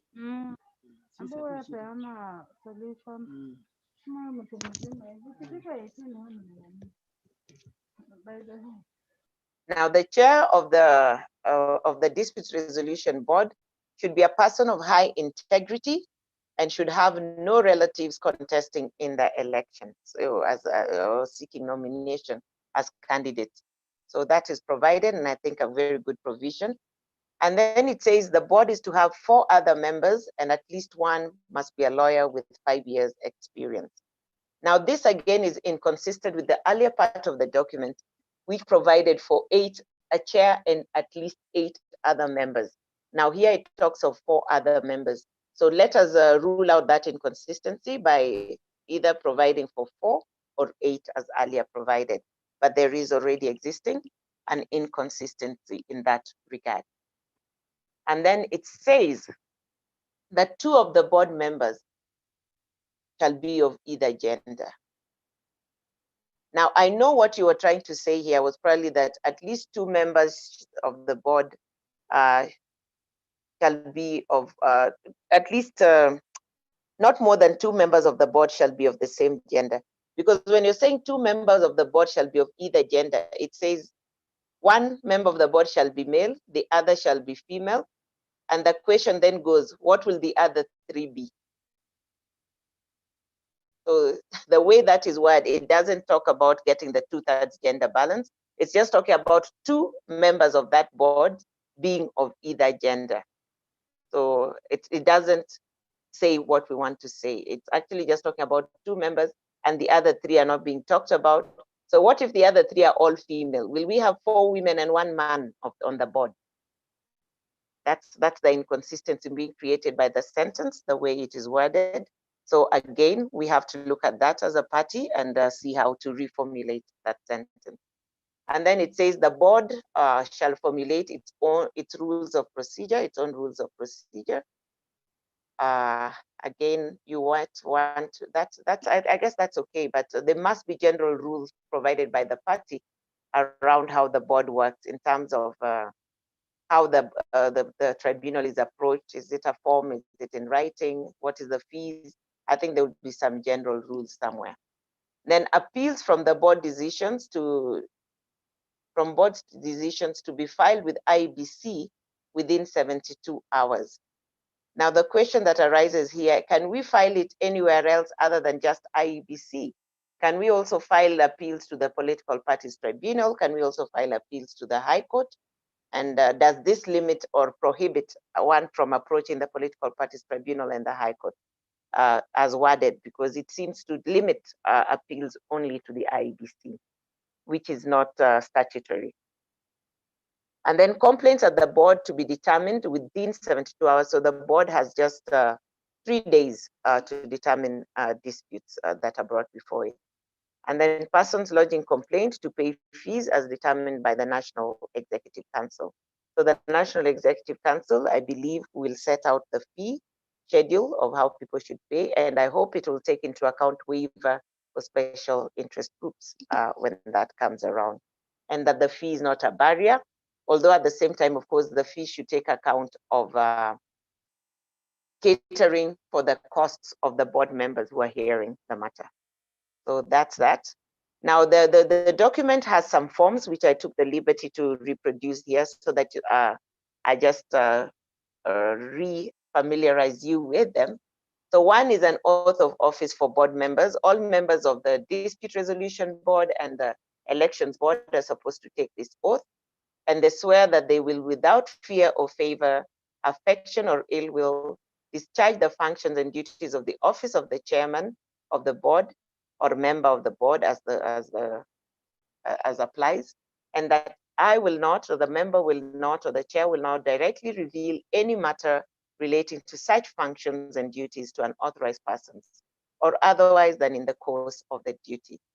Now, looking at this oath, I think it is lifted from the Constitution, the oath of office for most constitutional office bearers. So I think it is right in sync with what is right for the country. Then the document, the nomination rules, has an application form. And the application form has 3 parts, I believe. The first part is your personal details. So you provide your name, your address, your marital status, your party membership card number, your gender, your date of birth, your place of birth. your elector's registration slip number, your national ID number, your location, your sub-branch, your branch, and the position you want to vie for in the party. So that's personal details and the first part there that is important. Then the second part is a written statement. They require you to have a written statement if you're going to vie. And in the statement, you give a detailed account of your education, educational background, and then you give a little background on your past and present working experience and your occupation. And then you justify your reasons for joining the party. You state there clearly, why did you join this party? So I guess you must say what you admire about the party, what you see as your affiliation. Sorry, Maureen, the next slide. I thought you had already put it up. Yes. So there's the detailed account of your educational background, your occupation, and the nature of past, present working experience, your reasons for joining the party, a summary of your philosophy and political beliefs and why you think Ford Kenya is the right party for you. And then finally, you outline the aims and objectives of Ford Kenya and what you think should be the party's priorities. I think that must usually be a very hard part for most candidates. And I hope the election board pays a lot of attention to that while vetting the applications. And then part 3 of the form deals with integrity clearance. And this part now is you must go and get clearance from Kenya Revenue Authority. They must give you a tax clearance certificate. You must go to Ethics and Anti-Corruption, present your form so that they stamp it and you present the original form to the party. You must have from HELB a loans clearance certificate. You must have from DCI a clean criminal record confirmation. And then from the Credit Reference Bureau, you must confirm that you're not a bad debtor anywhere. You're not listed as a bad debtor anywhere. So that is the structure of the application for nomination form for the party. So there are 3 parts. 1 is your personal details. 2 is a written statement where you justify your reasons for wanting to be in that party and vying for that party. And also you prove that you have the qualifications that go with the membership, that go with the qualifications for that particular position. And then the integrity clearance is actually required also by IBC. So it is good that it is required there. So that's the application form, and it's good that people are aware in advance so that they can actually start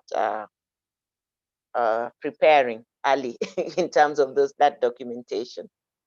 Now, that next form that we have there is an oath of commitment. Probably this is what I thought was the code of conduct. You probably don't have a code of conduct. You probably have just an oath of commitment, but we'll confirm. So oath of commitment is also part of the document. And every candidate or aspirant must sign this as well to just show that they will be committed to these issues.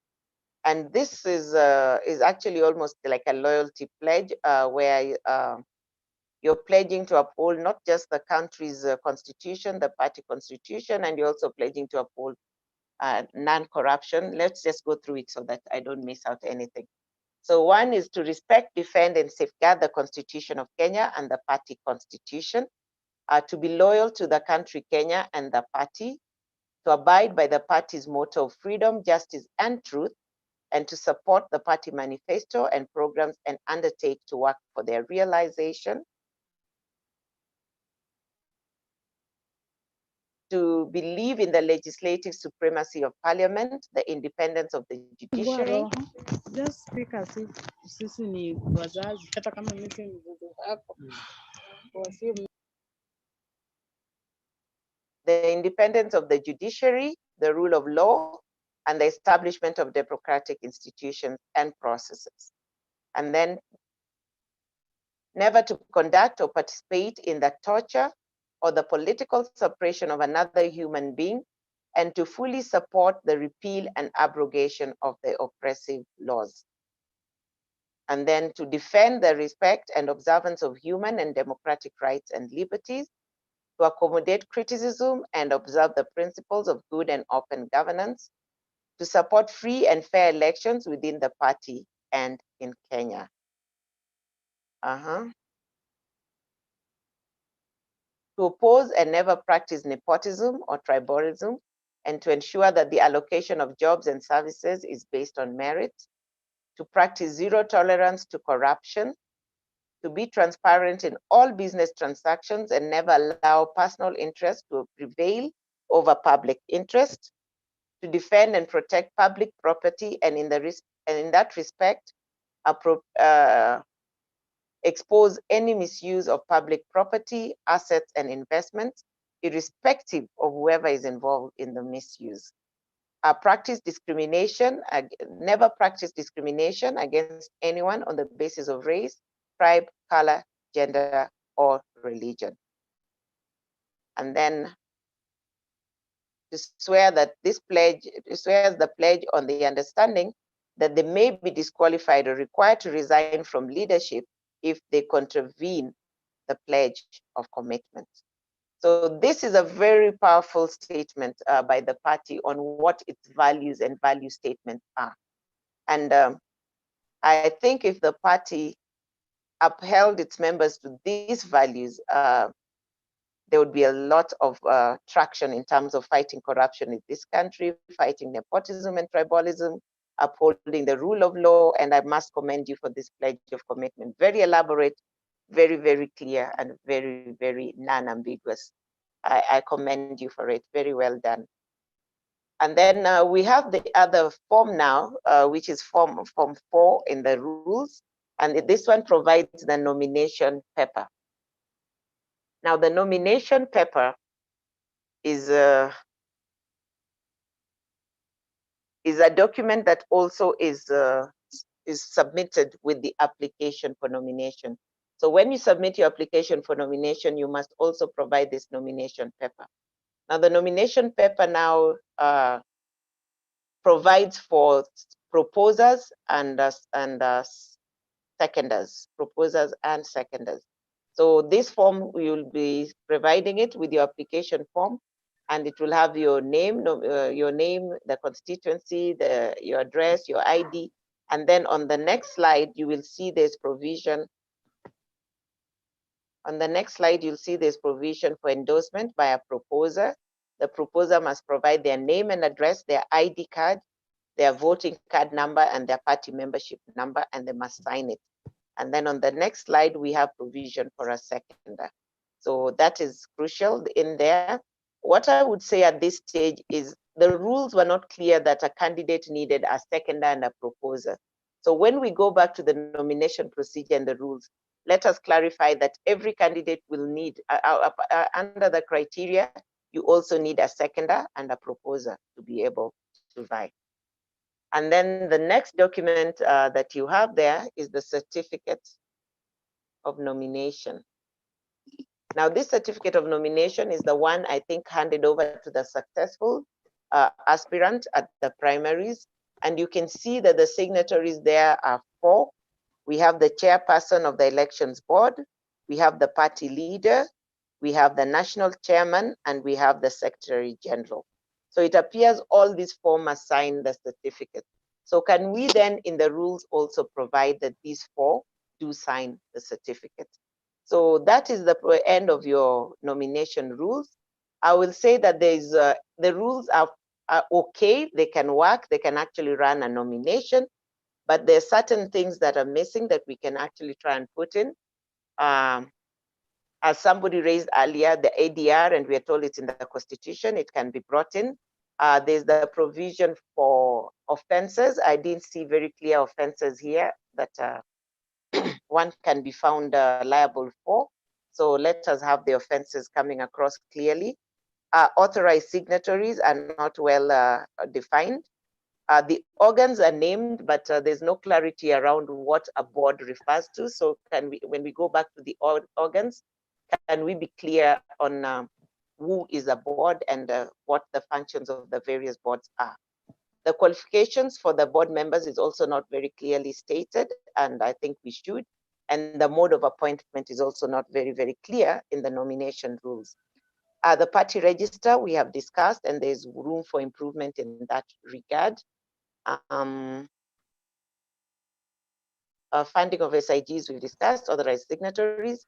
So generally, I think you have good rules, just little grounds for improvement, little space and room for improvement. So thank you all very much for listening to me.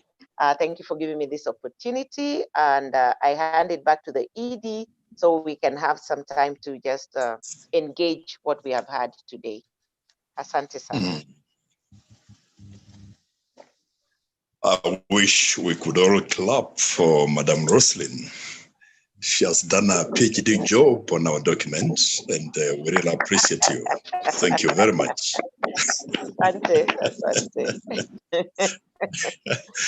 Yeah, you've brought out the typographic issues we have on the documents, and the rest of the updates that we need to make on the document to make it as current as possible and sharp enough for public consumption.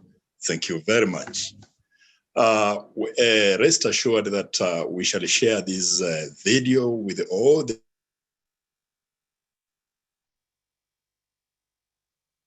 leaders, starting from the National Delegates Congress, coming to the county structures of the day, and input or understand where we have gaps in our document, and through public participation, help us to do the needful.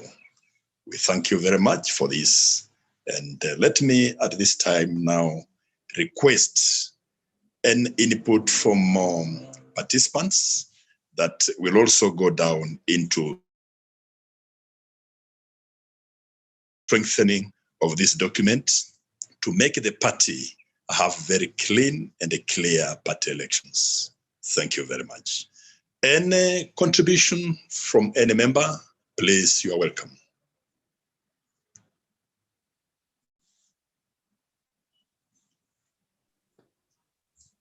I want to see who is on the floor. Who is on the floor?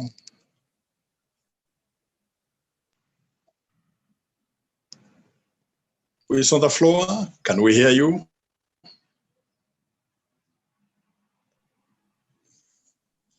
Communication problem again. I think this is a very superior document that has a lot that can make this party a very good party. However, I want to point out that looking at the forms, there is the vetting process.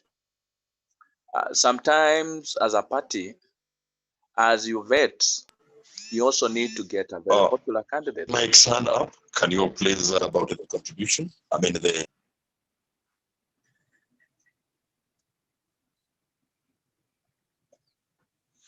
Continue. You are coming on and off.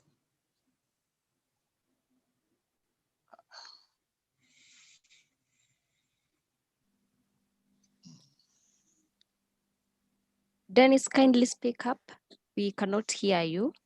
Although there's an indication that you're speaking, but we can hardly get you. Yes, what I was saying, I think you lost me.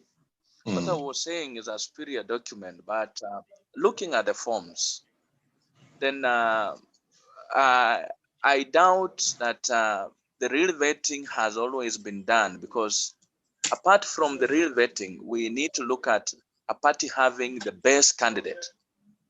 And how I pray that the elections board looks at both balances between the integrity issues and the popular candidate.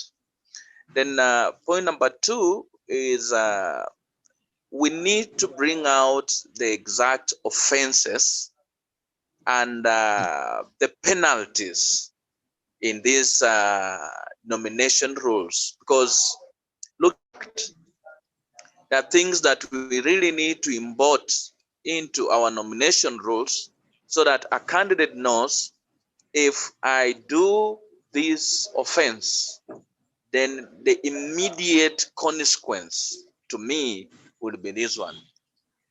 Then I also want to believe that when our candidates come to the party, these documents are shared to them.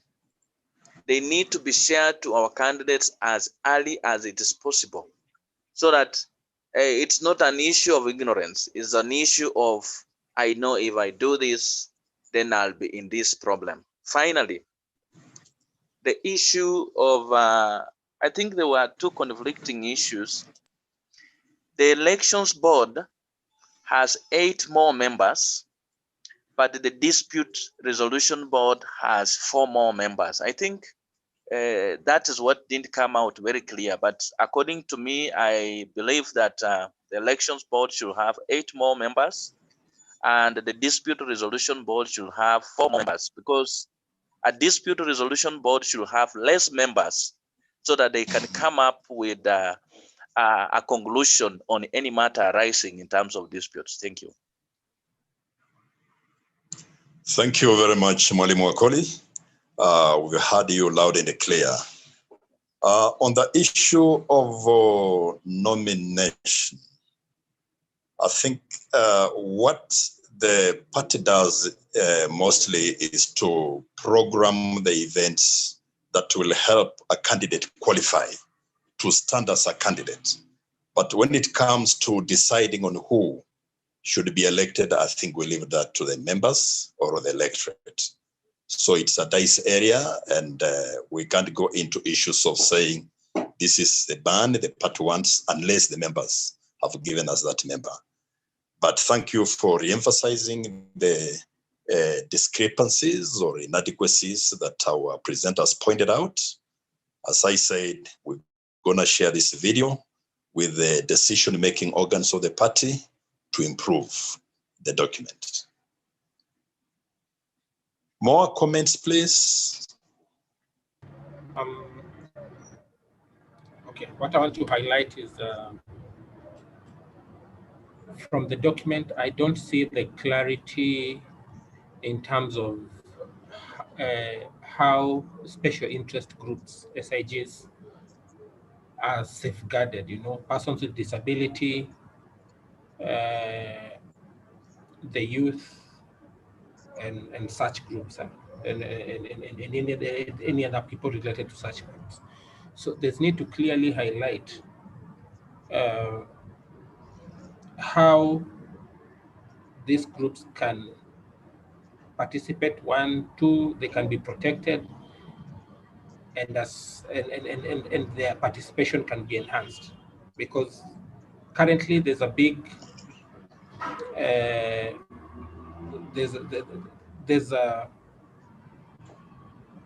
there's this issue about persons with disability, for example, and their participation in the political space. There's really need for us now to come out very clearly as a party and ensure that such people are well, or the process is made much clearer to protect the interest of such groups. Number 2, the issue of dispute resolution. I think the board should have, when it comes to dispute resolution, we need to have an odd number, so that in case of voting, in case of serious issues, there can be someone who can break the on pass. So we need to have odd numbers in terms of the dispute resolution for those election issues. And then for the board, we may still need to have that number to be odd. We may still need an odd number from my perspective, because political issues can sometimes be very fiery, and you may need to find a way of breaking that. These valuable comments. Yeah, so look into that, and maybe if there's anything else that I think I'll want to air out, maybe I'll do that a little later.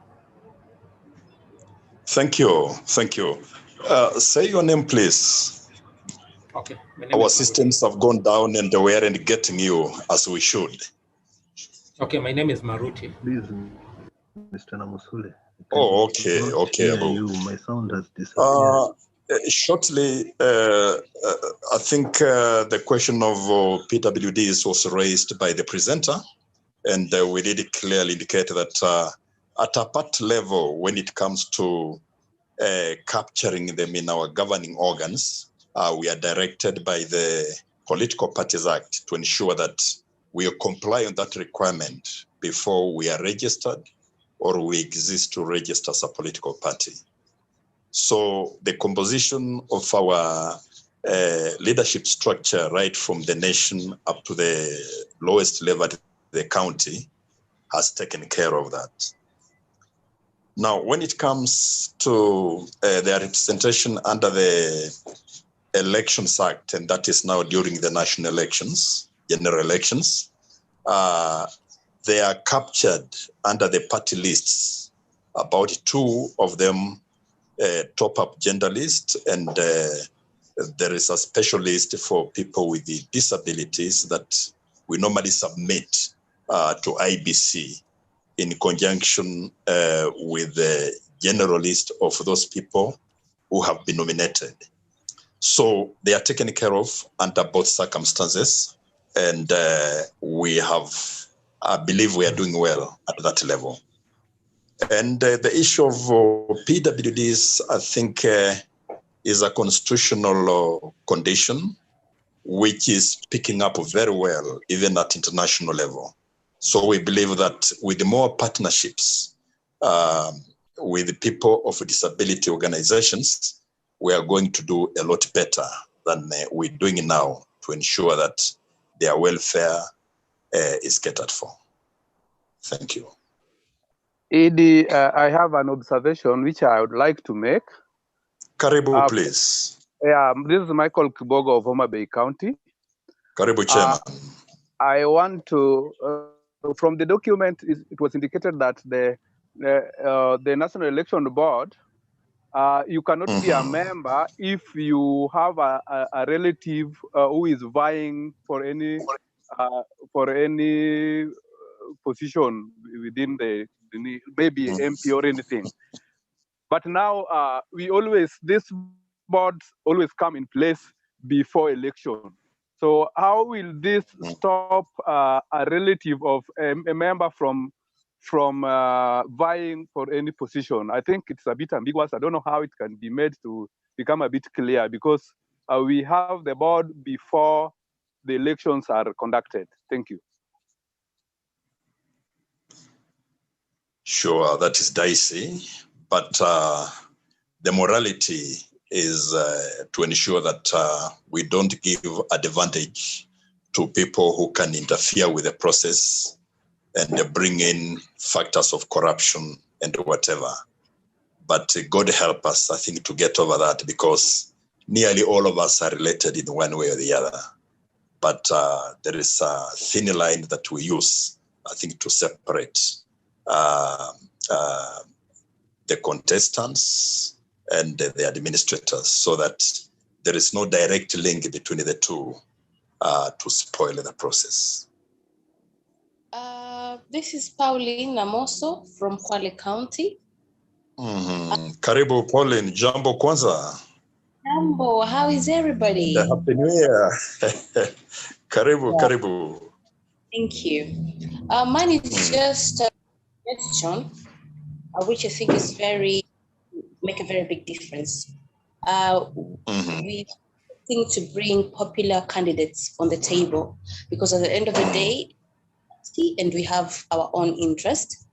I think there is a need for the people to be trained, not only candidates, but the Ford Kenya fraternity, especially the leadership, to be trained on campaign management skills or campaign management strategy, because they are very, very important.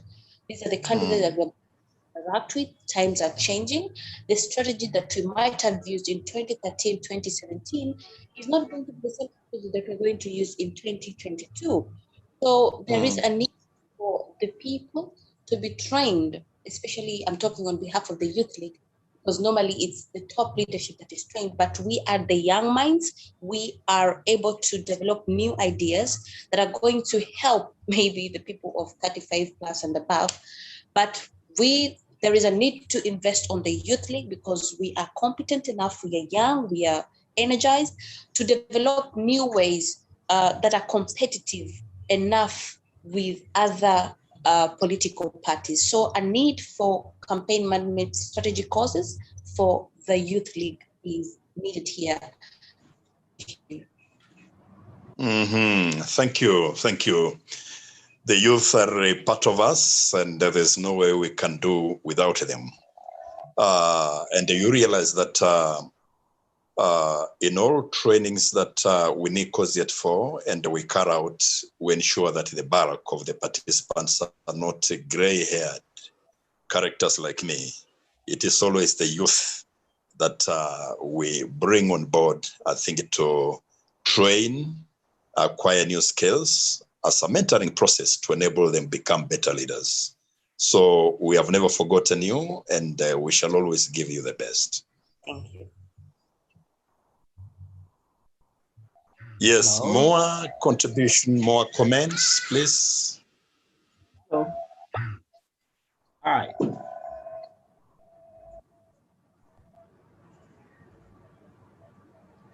Hi, Gaston. We Whose can hand hear is you. up?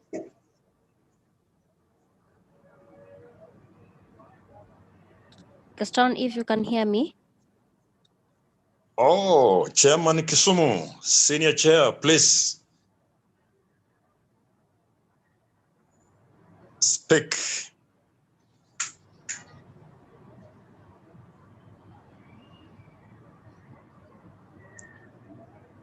We seem to be having a connection problem with our Senior Chair in Kisumu County. Maureen, can you assist him to come on board?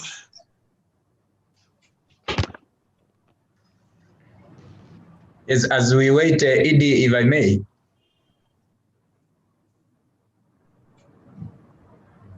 Karibu. Yes, I'm sorry I joined late. Benson Milimo, my name. I have two comments. Wakili. Karibu, Wakili. Asante sana. First, I want first to appreciate the comments and presentation of my senior, Odede. I've listened through the proceedings, and I want to say that I've been truly enriched with the presentation. And I hope as the party Attorney General, I would then borrow heavily from what you've stated to enrich the party documents going forward. So I want to appreciate you, Senior. Thank you. Secondly, I want to assure members that the comments that have been made here and observations, because the document is still a document in work in progress, I want to assure members that we'll take into considerations all the views, so that by the time the final document will be out and implemented, it would have accommodated all the divergent views from members, and particularly where the ED stated that there will be public participation. We would want as much as possible to involve especially those at the grassroots level, so that then they understand this document particularly. I also want to add that once the document is completed, we will have a deliberate initiative to take the document to the members themselves, so that they understand it, digest it much well in advance, so that by the time the stage of nomination would be in the fall, the members would have understood what is required of them, as opposed to going to the members late. So I want to appreciate as well the convener of the meeting and all those who have participated. It has been a very, very, very enlightening process. I thank you all. Thank you. Thank you so much. More comments, please.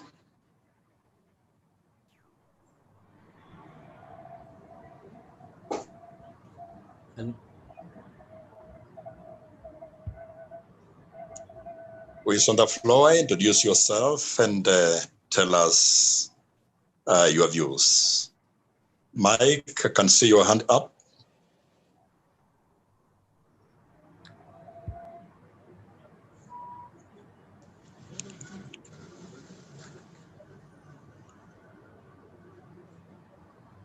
Maureen, can you assist?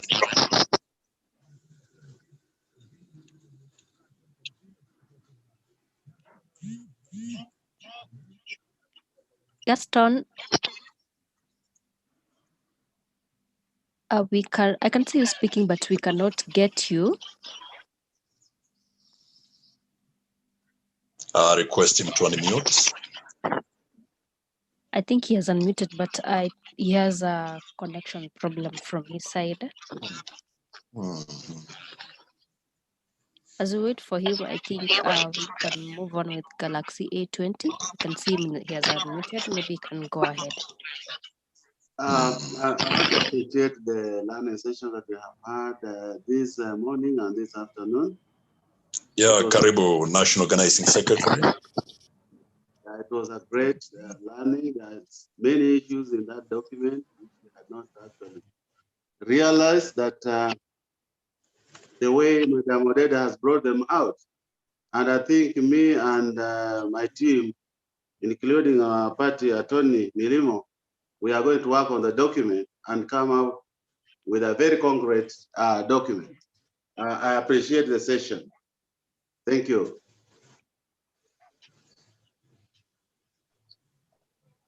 Any more comments, please?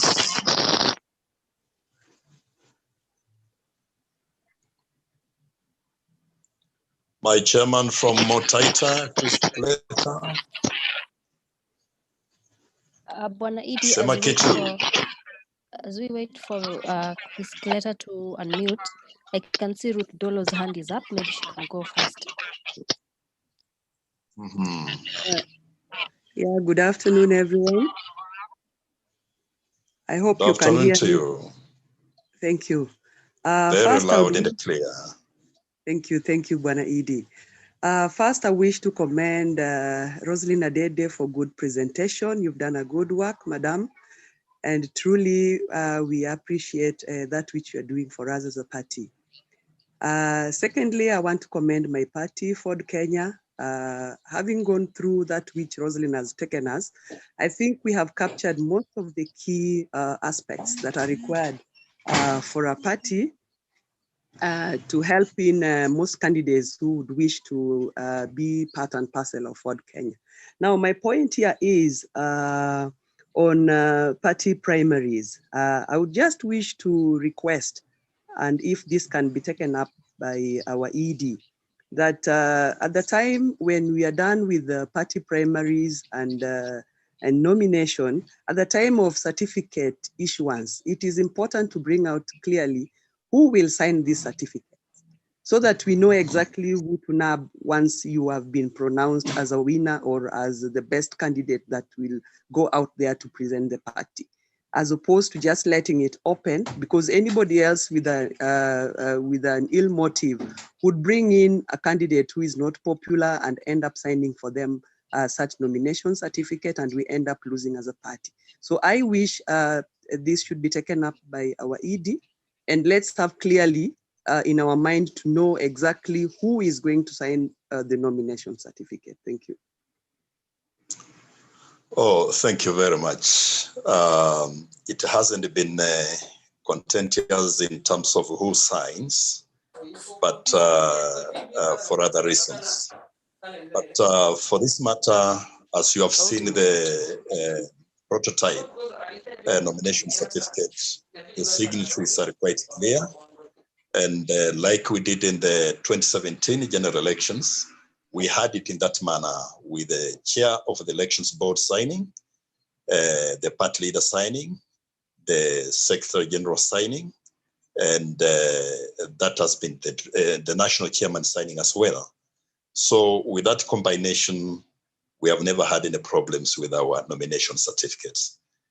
But we have taken in what your view is, and we shall make it clear to the public that this is how our certificates are signed, so that some of our leaders are not besmirched out of malice that they have already signed certificates when nothing like that has happened. So we shall improve on that situation and ensure that there is a respect and integrity when it comes to public comments on when our nomination certificates are issued at whatever level. Thank you very much. Any more, please?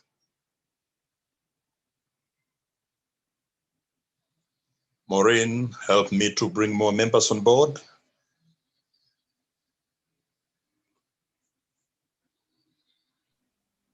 Bwana Musule, unfortunately, I cannot see any person who has raised their hand. I don't know if you Can I make a comment? Yes, please. Okay, please. Good afternoon, everyone. My name is. Good afternoon to you. My name is Pauline. Mine is just one question to the ED. Bwana ED, could I kindly ask, in terms of selecting members for nomination, either youth, women, or PWDs, in this case, persons with disability, why is it that most of the time in Ford Kenya, especially when you look at nomination for members of the county assembly, why do you have more male youth than female youth? Is it because there's also a slot for women in terms of nomination as a category in the special group? Shouldn't there be a balance between the number of women, youth women and youth men in terms of nomination? That's just a personal observation. You could correct me if I'm wrong or give me a reasonable answer. Secondly, just a comment. That was a good presentation by Roslyn. The AG has clarified that the document is still going to be enriched.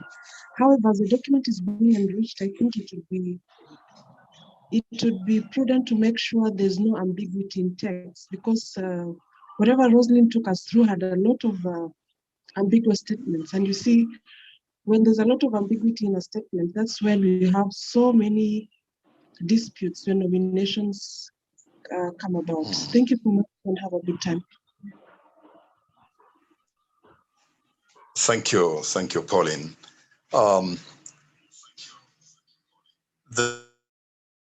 The nomination lists to the counties are prepared by the county executive committees, assisted by the ward committees and any other structure below. And that is only for nominees or nominations. The nomination list or the party lists are required to be prepared on a zip and as it's so on. And it applies to the gender top-up list when it comes to inclusion. So those lists are prepared at the county level and they're brought to us at the headquarters for the election body to forward to IBC as they are. No alterations on the count list are made anywhere. If there is any, then it has to go back for endorsement before it comes for transmission to IBC. And IBC is very keen in terms of top-up lists. It ensures that the youth have space as much as the other SIGs. So it is just that we do not have, we don't win as many seats to absorb as much. That is the problem. Otherwise, the lists as prepared are always perfect and they have never been questioned. And when published before the elections, because they are normally published twice, first and then second publication, with then amendments from the party at whichever level the list was prepared. So they become public documents and everybody looks through before we carry out the elections 3 months later, because the nominations are done after the elections, depending on the number of seats that you have won. So the preparation of the list has always been properly inclusive and we have never had any problems. Thank you.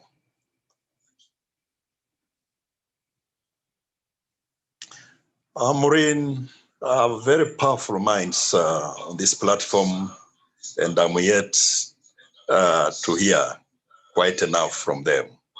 Ensure that those not speaking and can be seen, please poke them up for me to say something.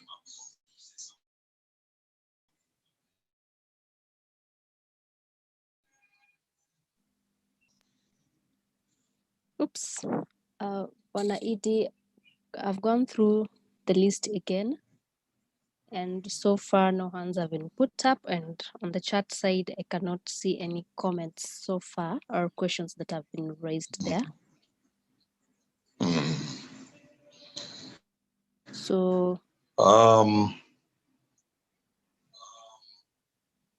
just encourage members. Then may I promise that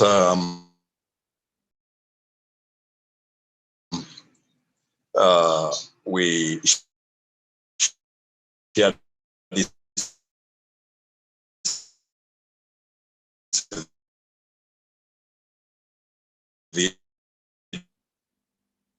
video with the leadership of my party.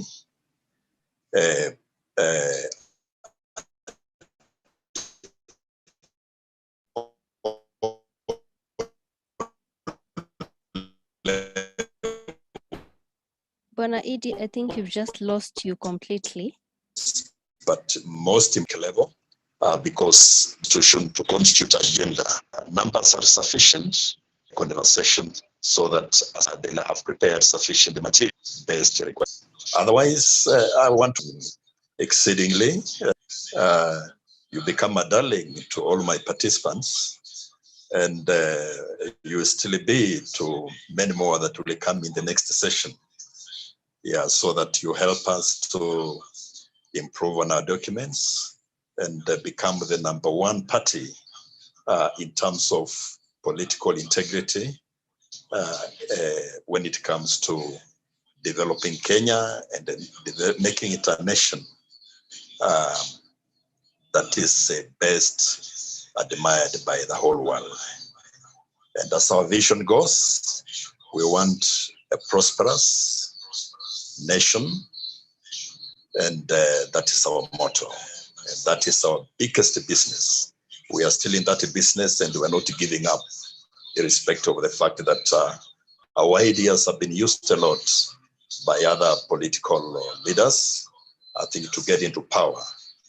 But we shall make Kenya better when we get there, because certain terms in our political vocabulary never existed until Ford Kenya came into being. The question of good governance, the issue of transparency and accountability, tell me where they were before Ford Kenya came in. So the rest of the world is writing on those beautiful terms, on that beautiful philosophy, Ford Kenya, and we pray that one of these days we shall get to the top to implement that philosophy in the best way possible. Thank you. So unless there is another comments coming in, I will request that we wind up for the purposes of exhausting business of the day. Maureen, is anybody on the radar before we call it a day? Bwana Namusule, none from my side. I cannot see anyone. To give it back to you. Thank you so much. And thank you a lot for giving us this session, a very rewarding session. Yeah, to make your last comments before we close the session. Thank you so much, Bwana Edie, and everyone who's in the meeting. Thank you so much, Ms. Rosaline Odede, for taking the party members through the nomination rules and also highlighting the various mistakes that are here and there. But as Bwana Namusule has promised, him and Senior Milimo, that they will make sure that the document is in order, and they have taken they've taken note of whatever comments that have been made by members and what you have highlighted. Bwana Namusule, I'll be following up soon to just know how far you have been with amending your document, so that we can ensure that come 2022, we have a proper document that will work for your party members, and that your nomination rules will be clear to not only favor all the members, but also the members, especially from the special interest group, and mostly those persons with disabilities. From us here in Cmd-Kenya'S, just to say thank you so much for taking time out to join the meeting today and for honoring our invite.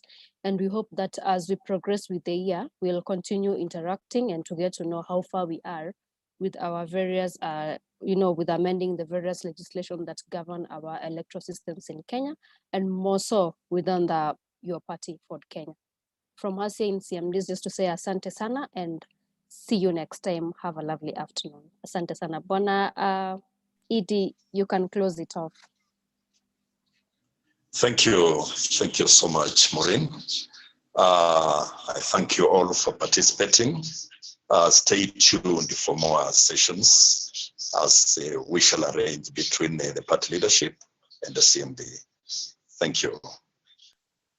Thank you so much, Bwana Idi. Bye. Thank you and Thank goodbye. you. Thank you, Wana.